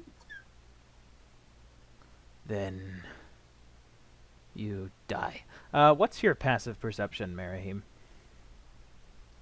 Marahim's passive perception is not great. I think it's only an 11. Okay, then can you make a athletics or acrobatics check, your choice? Okay, I know what I'm thinking there. Acrobatics, 14. All right. A lasso of rope is thrown over your head and over your arms and tightens, and you are grappled by a Halston adult. He looks very similar to the young girl, but he is a fully grown wood elf. Let's roll initiative, everybody. As more of these people start to approach. 5.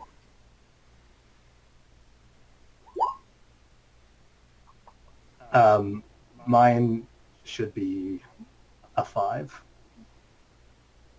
Okay. Can you all please say all of yours out loud? So 5 for 21. Marcus, 21 for Althea. 5 for Marahim. What was Akkus? 12. 12. Okay. Then, well, so first up it'll be Althea, Marcus, Marahim. Which of you would like to go first on the 5? Miriam's dexterity is higher. So. Okay, so it will be Marahim. All right, so Althea, you were up first. I said we mean them no harm. I'm gonna stay true to my word. I'm just gonna hold my hands up. I'm going to say in Elvish, we're not here to fight. We just want to talk. We have no issues with the people of this forest. Only invaders who are residing within your walls. All right, make a persuasion check. Do they find me attractive? Some of them probably do, but you're making it to a large group of people. Oh my god. Okay. Ah! You hate to see it. All right, so is that your turn? Yeah. I'm just holding my hands up. All right. This Halsten tribe member is going to rush forward. He is going to flash a knife that you see has a scorpion tail hilt up, and he is holding that at your throat, Marahim. But then your throat starts to move between two spots, and he seems confused. But with his other hand, he is going to lift his lasso and throw it at Akka. So Akka, I need you to make a athletics or acrobatics check, your choice. Okay. It's a 15. Okay. Athletics. That is a 14, so his will miss. This guy is going to move here. He's going to throw his lasso at you. Can you make another one? Yep. 26 on the second one. All right, you don't get dropped by that one. Nice. I'm just letting them get on my arms, and I'm just yanking the ropes out of their hands. Um, Come on now, no, hey. this one's going to run up and try to throw one around you, Althea. Can you make an athletics or acrobatics check?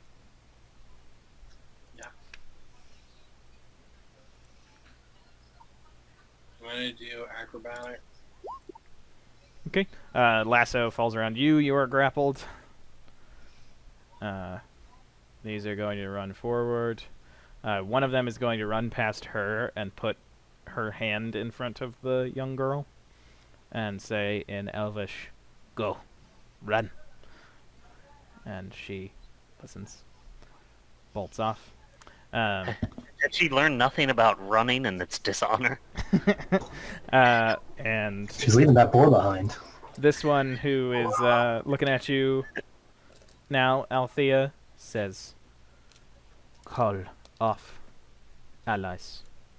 Talk with one who knows."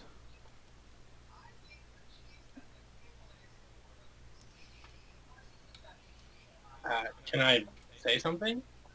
You can say something quick, yeah. Yeah, I just turn and I say, "We mean them no harm. We're in their land. We hit to talk only." Do the rest of you make it clear that you have no intention of fighting? I think Merrick never had any intention of fighting, so yeah. Yeah, I'll hold up my hands and like point over to Merahim and see if they'll let me go stand next to him. This one who's next to him nods and moves the knife slightly away. Okay, and then I'm going to see if it'll let me pull the ropes off of him. No, the one who has the lasso around him shakes his head. Alright. And then I'll just stand there. Alright. This one moves forward. You see that, like the young girl, she has no irises, Althea. She looks like a more grown-up version of the girl who just ran away, with a few slight differences. Very sharp, narrow features. You notice that all of them have a streak of green through their hair at some point. Some of them it's at one temple, some of them it's at both, some of them it's like going horizontally instead of vertically on their head. And all of them have it in green, and they are all in slightly thicker than the young girl. They are in leaf armor. And she has stepped forward and has knife in one hand and lasso in the other, but the lasso is rolled up. You get the sense that it's kind of a sign of non-hostility, maybe. I'm just going to take a step forward and sit down behind Althea. Yeah, you notice this one who's next to her lifts his lasso and then looks at the rock elemental and kind of has a vibe of like, yeah, what the hell am I going to do? I don't know. I'll wave to him. He seems confused. You all notice that when they step, they are not moving like anyone you've ever seen. They all seem to kind of approach things like sideways. And this one has stepped this close to you. You do not kill, child. You speak in new tongues, elf not elf. Do you have name yet? You have the look of youth.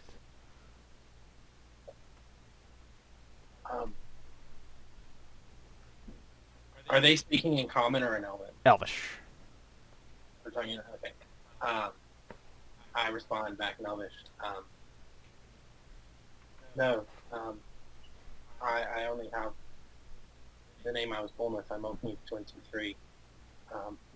Althea neither. And I give a little bow. I don't know.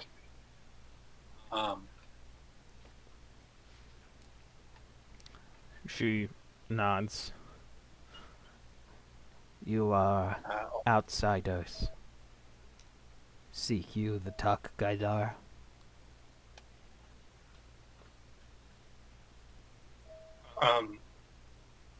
Honestly, we're not sure. There's a man who's trying to destroy everything. And She have what? waves her hand, like dismissively.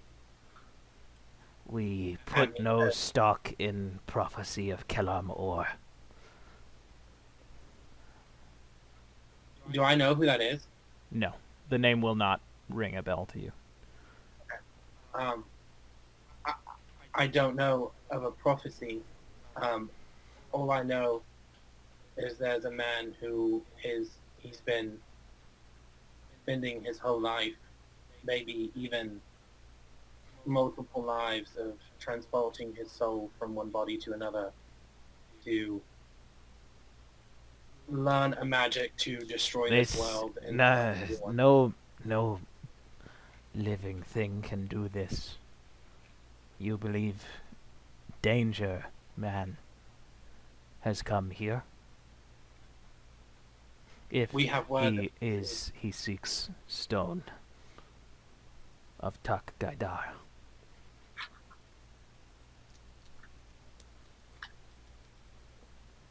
If you seek stop him, you seek the Tak Gaidar.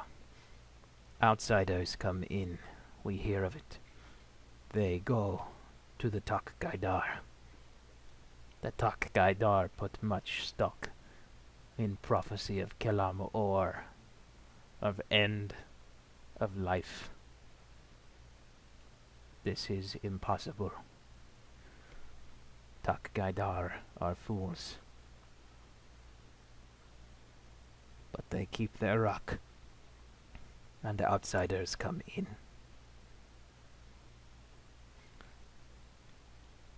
You did not kill child.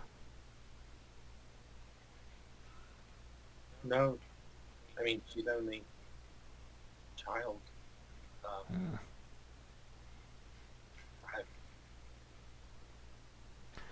I used to be someone who would kill, and then I turn back and I look at Mary Kim.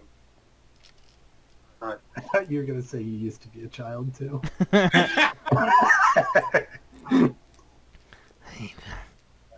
I am trying to change the notions that were instilled in me.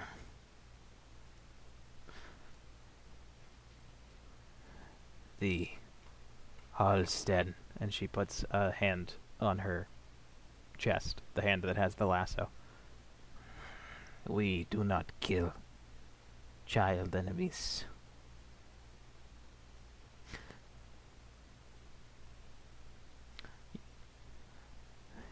Chief believes. Chief and elders believe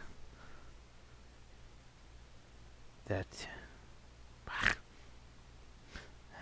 enemies turn not enemies is good.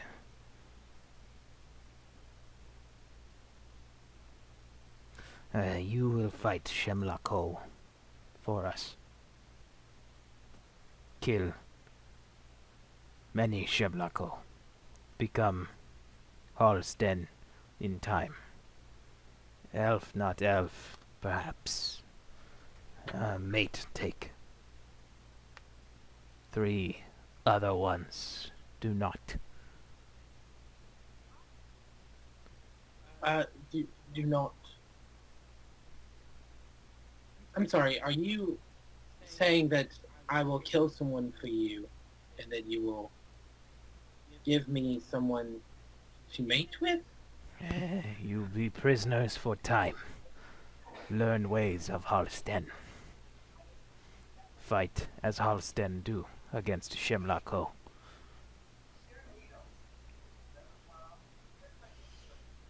Is this like some kind of a new dating app? Yeah, it's called Elves Based on Visigoth Tribes Trying to Kill Each Other .net.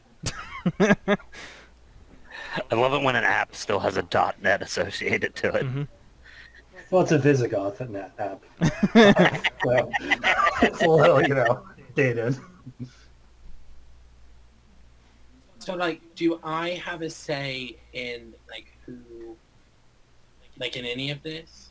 Because, like, consent is a thing. And You no take mate, you no take mate. I'm going to turn back into Marcus. And I'm going to say, yeah, hi, I'm Marcus. Ah! I was the... Yeah, sorry about that. And I'm speaking Elvish right now. I was that big rock elemental bloke before, and now I'm back to being me, Marcus. Anyways, I think we'd love to come in and join your tribe. That sounds like a great idea. I think I can speak for all of us here in saying that, we're welcome. We're looking forward to being, what was it, Holston? Holsten. Holsten, yeah. Right, that's me. Holsten through and through. You speak new elf tongue. But not Oh, yeah, I learned it back in school. but full not elf. Strange. yes, this is my mate already. Oh. And I grab his hand. All right, then. Yeah. I don't know how Uncle Merahim will think about this, but... Uncle Merahim doesn't speak Elvish, so... Marcus, you're twice her age. Yeah. You come back prisoners then. Learn ways of Halsten. Find Yeah, I'd say so. joy of Halsten life. Yeah, that sounds great to me. I'll say in common, hey, Arca, I think I found us a way out of the Blue Jacks. All we have to do is join this tribe here, and I think we're scot-free. Out of the lines. Hope. I speak in Out of the line. Thank you. Perfect. I speak in pig common, and I'm Ixnay on the outsay. Oh, right. I'm Uncle Merahim. Forgot you were there for a second. And by that, I mean, I'm sure that we're going to get out through this all right if we just, listen to these blokes. They want us to join the tribe. So, Want us to join their tribe? yeah, it'll be great. Don't worry about it. They're going to speak, they're talking about joy. Hold on just one second here. I'm sorry, I didn't catch your name there. I'm Marcus. That's Akka. That's Uncle Merahim. And then you've been talking to Althea. I'm sure you already know her. I'm Bloodwind. Bloodwind. All right. I just wanted to talk to my blokes again in common for a second. Just one moment there. Yeah, there was Bloodwind back there, and she was saying that, there was a lot of joy in this life, and that's one thing I enjoy personally. Marcus, you remember that it's the end of the world, right? Well, yeah, but, then they're going to teach us how to kill these Shem blokes, and then once we go through them, then we can go back to the Talk Gaidar, and, those seem like the kind of people that were probably hanging out with Caladrius, and I think it's going to work out fine. Marcus, I don't think they're going to let us go. Well, no, they're not going to let us go necessarily, but, we'll become part of them, and then through that, we can kind of guide the process to where we want to go. I mean, actually, I think this is a good chance, and they'll help us to do what we're here to do, and maybe we'll have some fun in the middle of it. Yeah, that's the spirit. Eka knows. Tell friends it is 3 years. Yeah, they said it would only be like 2 or 3 weeks, and then we'll be out like nothing. Smack him back to his head. Can you not remember that Althea can hear Elvish? Also, can I roll this insight check with advantage because I know that Marcus doesn't want to stay in the Lion's Hope? Sure. Inside Yeah, check. but is- you know that? Yeah. Wow. All right, Marcus, deception check if you would like to. Yeah, sure. Alright, let's go, baby. All right. Marcus, she said 3 years. You need to work on your Elfish. Yeah, I'm sorry. It's just been a little bit since I've, brushed up on my Elvish. This the elf who tried to lasso Akka first walks up to you, Marahim, and starts to just go through your stuff, like while it's on your person. I say, Bloodwind, if I'm calling off my people, can you call off yours? Prisoners.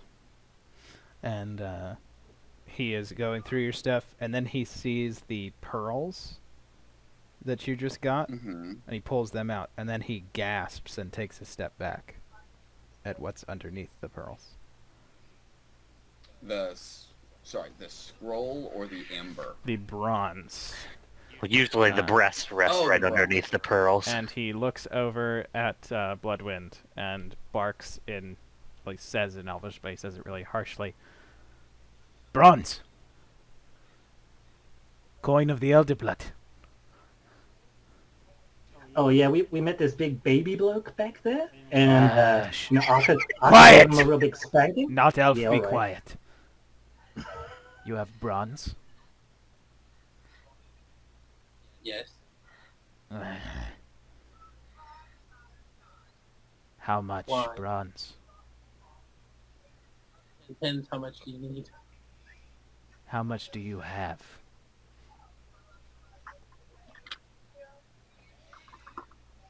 Alfie is trying to turn over a new leaf, so I'm just going to tell the truth. 500. Ah, there is no honor in take bronze. Take weapon, take food, yes, but bronze, coin of the Elder Blood. No, What no is the- prisoner. We take bronze. What is the Elder Blood, though? Elf, not elf. Not know what elf. Elder blood, first elves. Elves made by gods at start of time. First breathing, thinking things that die. Elder blood elves. Give us the bronze. House then let outsiders walk all of forest.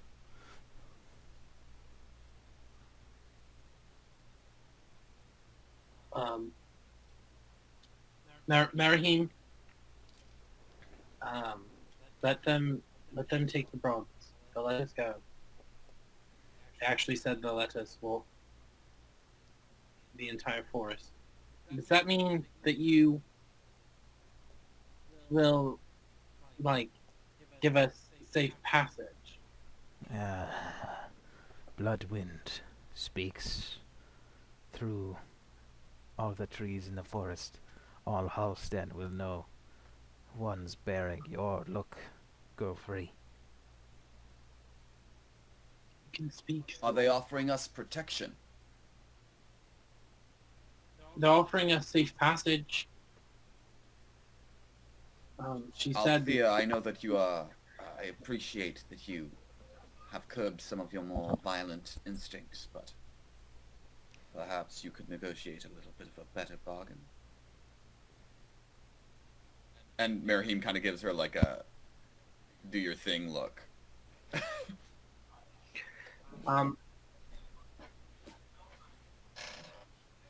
So you say, what exactly does it mean when you say that you will speak to your whole tribe through the tree? Will they watch over us? No. We'll let you pass. Could they, alright, counter point. Yes, they let us pass. Will they give us warning if something dangerous is coming? No. Why not?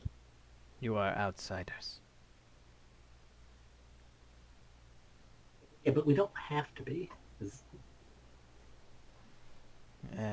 I would love to learn more about my heritage. My mother doesn't speak much of our elven blood. She like twists her face when she realizes something. That what is she realizing? Oh, it's just she would have thought that it was a elvish man who decided to sleep with a human. She is the thought to her of sleeping with someone other than her elvish mate is disgusting.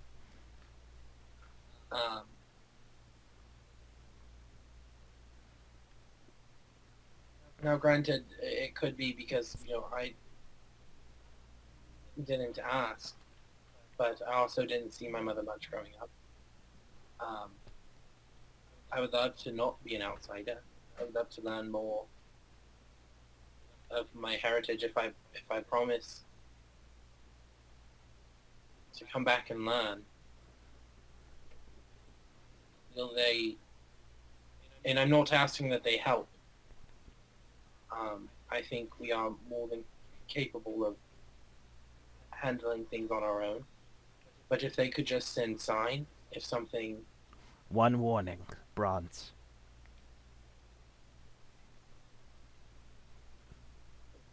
works for me. Marahim, give him the bronze.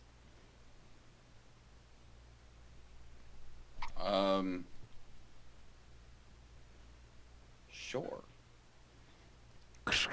They, like, all of them start to just scoop it up, tuck it into packs of theirs, and then they start to basically just, like, run off. And Bloodwind waits and is the last one who is going to leave.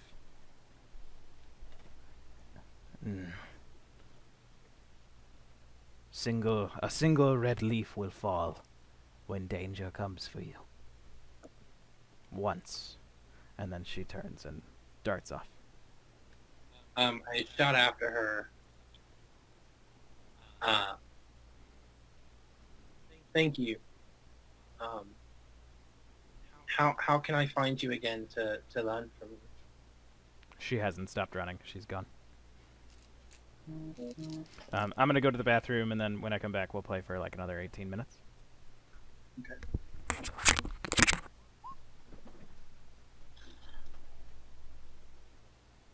Nice. I'm sorry, I didn't see that we could get anything else. No, I agree. Yeah, no, that was a good deal. Also, since Akka could only understand about 5% of the talking that was going on, I'm considering he got a short rest. He just took a breather. Yeah. Oh, same with Marahim.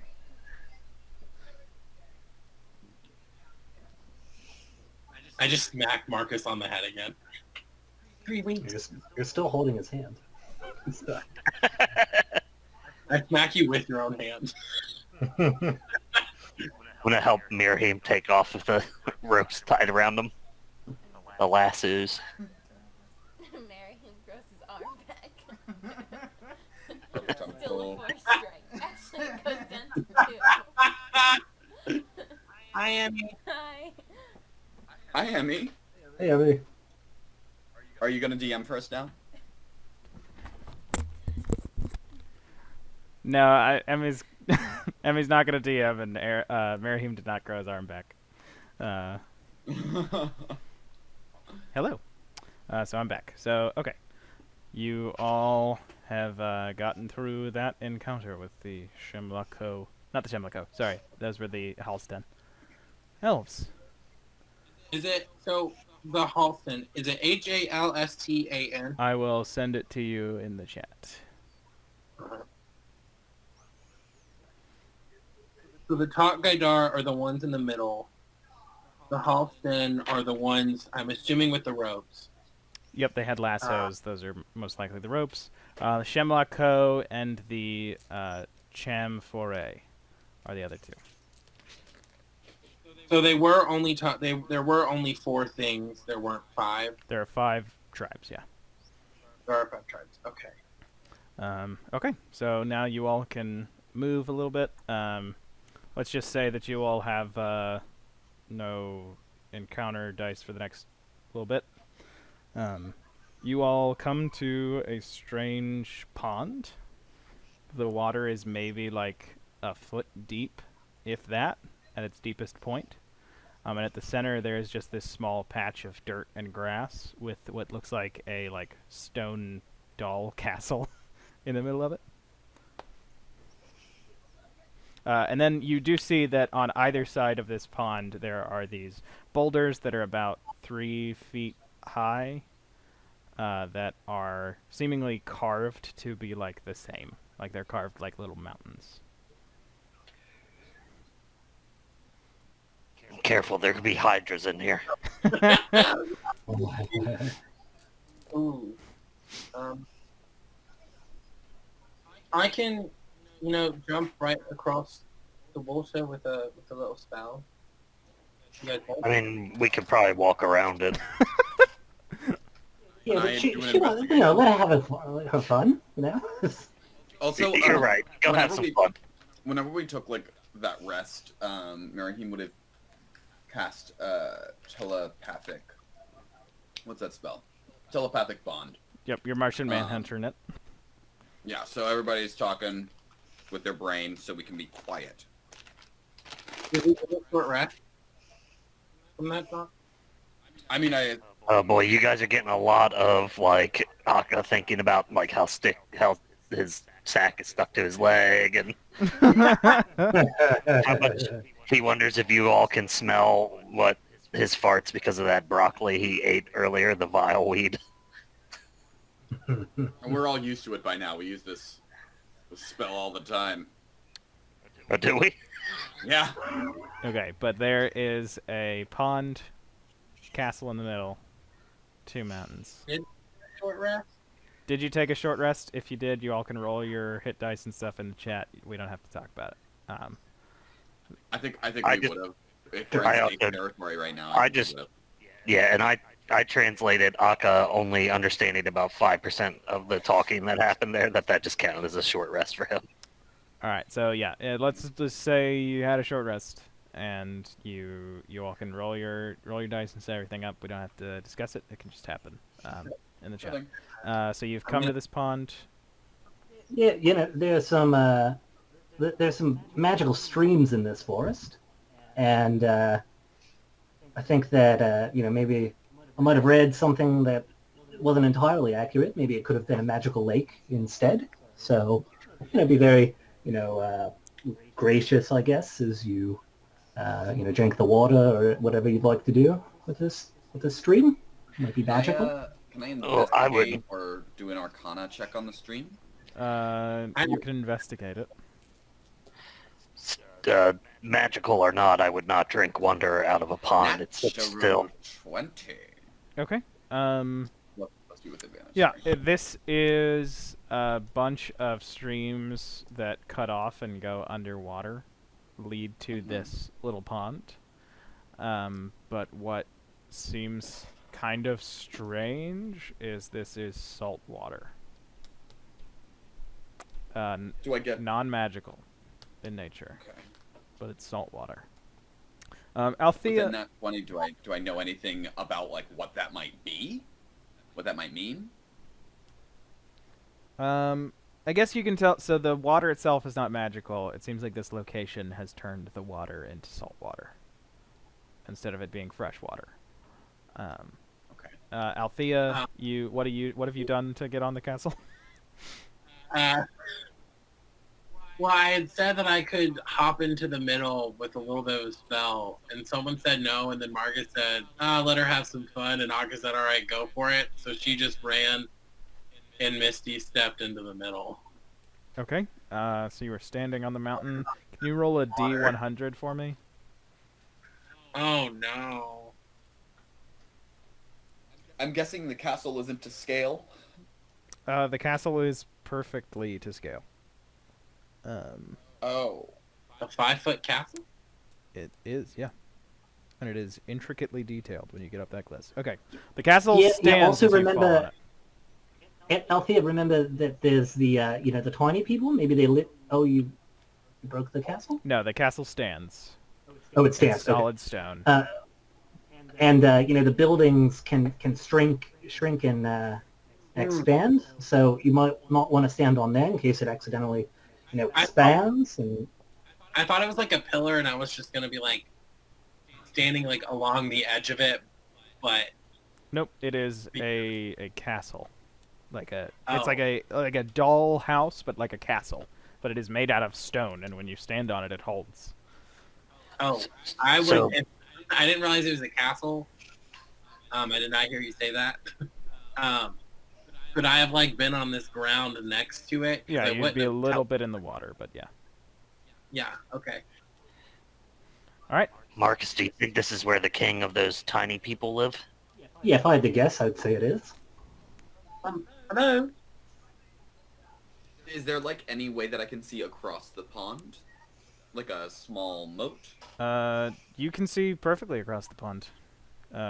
Is There's a. Side of it? You can see. No, I mean, are there any like small roads or boats around the castle? Anything like that? No, not around the castle. There's a bunch of twigs off to one side of the castle. You can look in through some of the larger carved like windows and stuff, Althea, and you can see that there's just kind of like there's a lot of dust inside. That's pretty much it.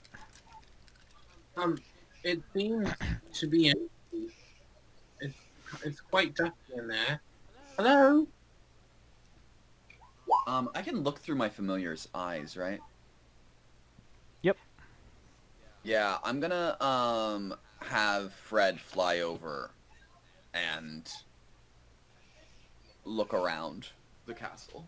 Okay. He might get attacked. Fred flies around, doesn't get attacked.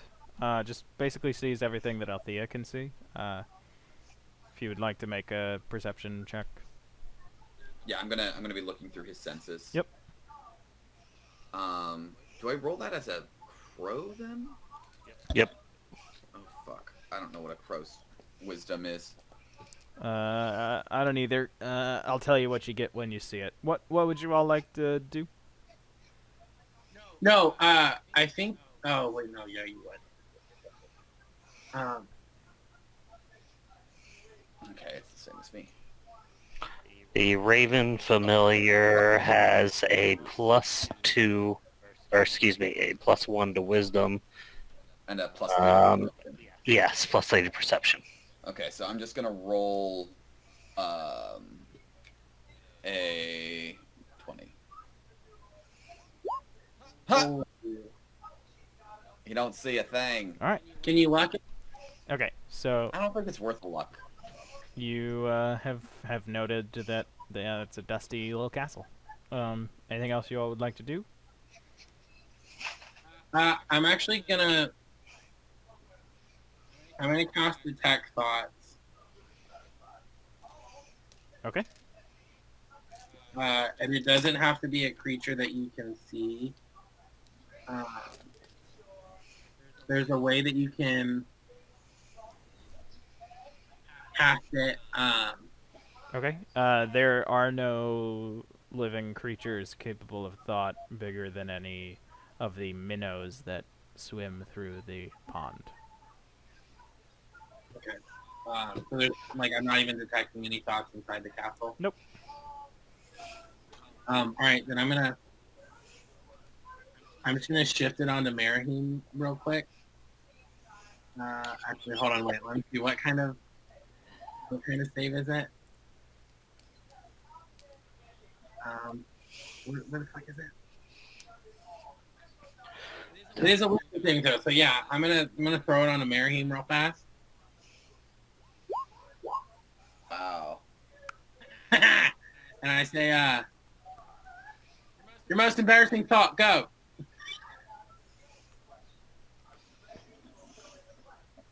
I don't know this off the top of my head.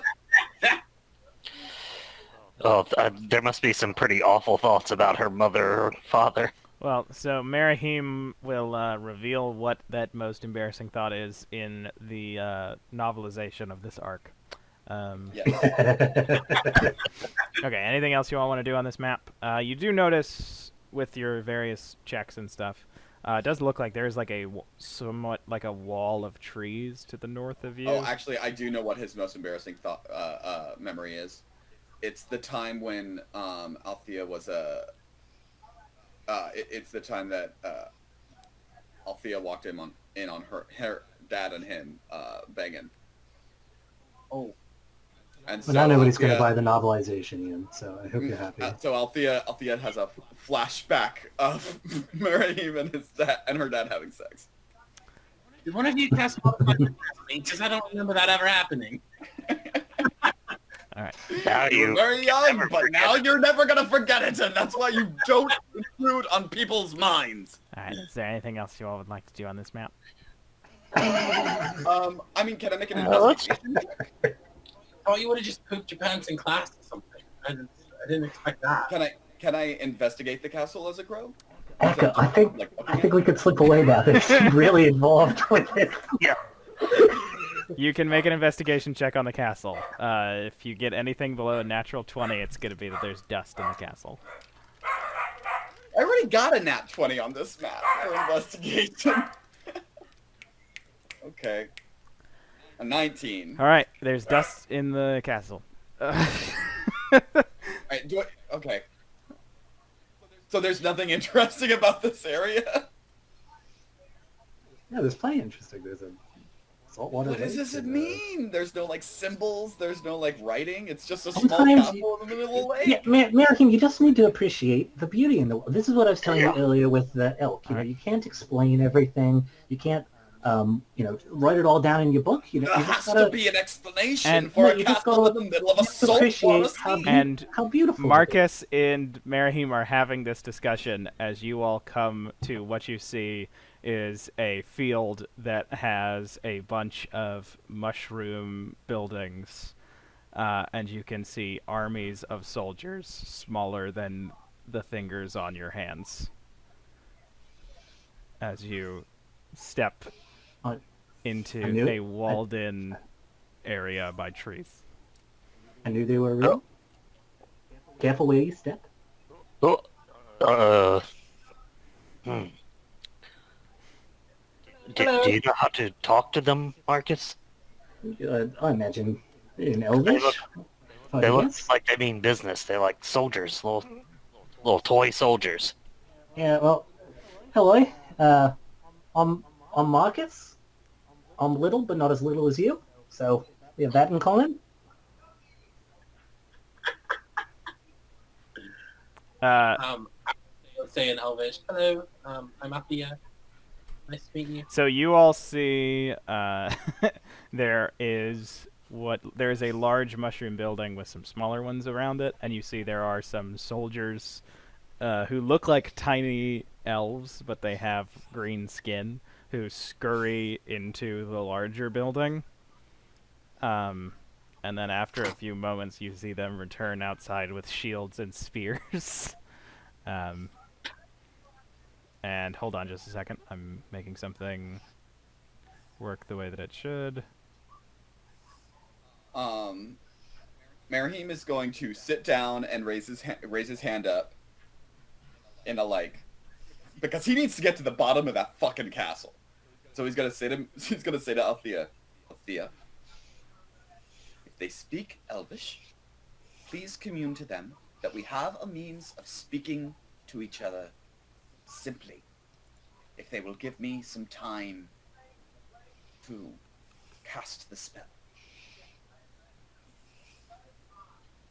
Did they say anything back to you, Marcus?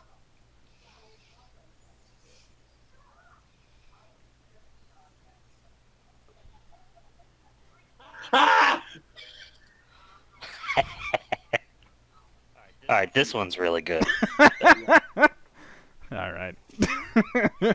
But you see this little these 4 battalions of soldiers in red, spears up at you, and then you see one of them march forward and hold up a like this horn that seems to be carved out of a shell. Lo! Come you in peace? Or as... Yeah, we come in peace. What are they speaking? they are speaking common. Lo, we come in peace, yes! Ah! I can finally contribute. Ah! Yeah, we Ah! total peace, little Pushin. Why? Please speak softer. Oh, would you... Hello. Yes, really in peace, little Pushin. You all have very good hearing, I see. Thank you. Is this better? Yes. Surely already our enemies send emissaries to their capitals, to their kings, to warn of your coming.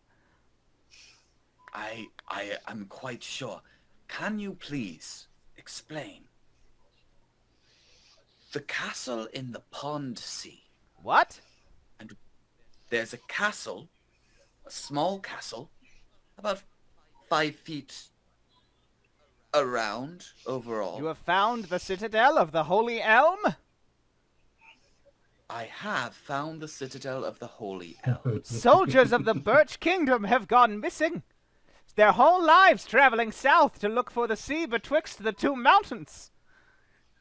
I can help you get there What? if you tell me what it is about.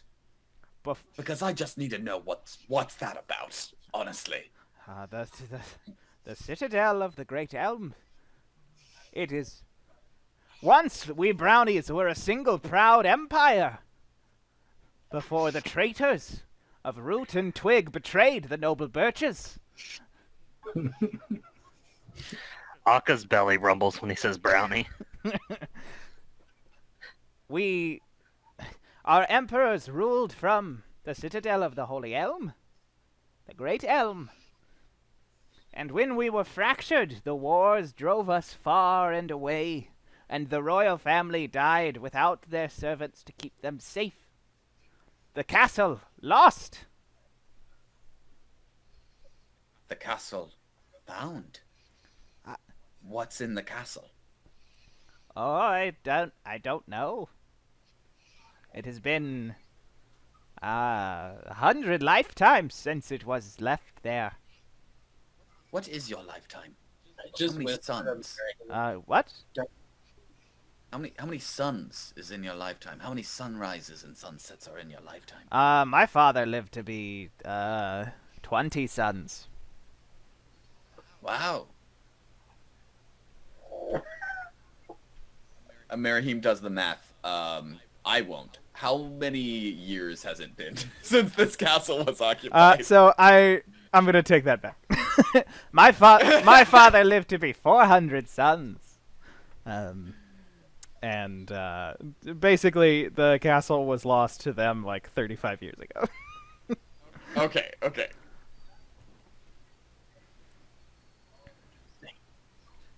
We can take you there. We can take you. What's your whole deal, though? We, the Birches, are proud. We are proud farm folk and soldiers who keep our city safe. We farm the land with our companions. And... Who are your companions? Oh, Just each other? no. The mighty ant. Oh yeah, I love some ants. Some of my best friends are ants, actually. Ah, a wise giant are you. We are not you're like very the twigs convenient. and the roots. Wait, are these the 4 factions that the elves were talking about? Oh, God, I You hope know, they it are. was You a point at the it was 4 a different walls. it was a consideration that this would be 7 factions introduced in a single episode. But we are significantly less important. He says in his... See, Ben, you say that, and then you introduce brownies and sprigs and all the little guys who want their castle back. I don't know. That seems pretty important. We do not betray our friend the ant to ride mice like the twig. Is there any reason why you and the twig can't get along besides the ant and the mouse issue? Ah, they are evil. They are cowards. They are raiders. What do they, so they just attack you a lot? We cannot even go to the sacred ground. And he points, and in the distance you see the stump that is in the center of these streams. Alright, so in the distance is like how many? For you all, it is nothing. It is a trip of 40 feet. For them, it is a few days' walk. Okay. We Well, would love to help you. Am I wrong? What is wrong with your? How do you need help getting to your sacred ground? Yeah, Miriam, I don't know if we should get in the middle of this kind of politics. Oh, you we've know, got to get in the middle of these. we kind of can't be interventionalists here. They're going to work out their own problems. The prime. Yeah, the Prime Directive we've all signed as lions. Says that we can't interact with these people, you know? Please allow us to be an arm of your mighty empire and protect your economic interests in the region.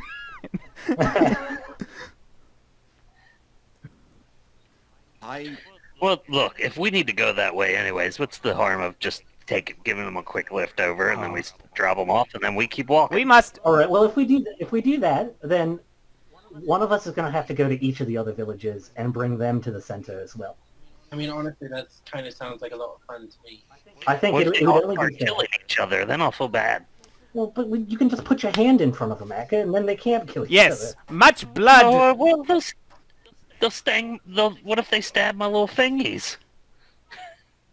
Yeah, well, Like, yeah, that's a don't consideration say that you'll have to very make. much. I mean, Sorry, you were saying, little one. Much That's a bit condescending, don't you think? Much root blood would spill on the end of my spear. if you guys were to like have, you know, a round table meeting of the three clans. Yes, that would be at the sacred meeting place, where the last parlays were held. And he points at the stump. At the stump? Yeah. Well, we'll have to help you then. Because this is so interesting, and you cannot take this from me, Marcus. It's not that I want to take it from you. I just think it's not fair to, you know, ruin these people's ways of life. But yeah, if we help all the other people too with their mice and that sort of thing, then I'm sure that we could work something Please out. do But not I don't want to not speak to the roots and twigs. They will give you many lies. How do you Yeah, know see, that? this is the thing. You know, these people are clearly racist against the other ones. I think that we should say yes to this little side adventure, but also I do have to get going. Yeah. All right. Well, I'll see you all in a month. Sorry. Thank you all for playing, and thank you all for watching. This has been the Sunken World Saga. Tune in next Monday for a live stream back on Twitch of The Thorns! Bye. Bye, Ben. Next game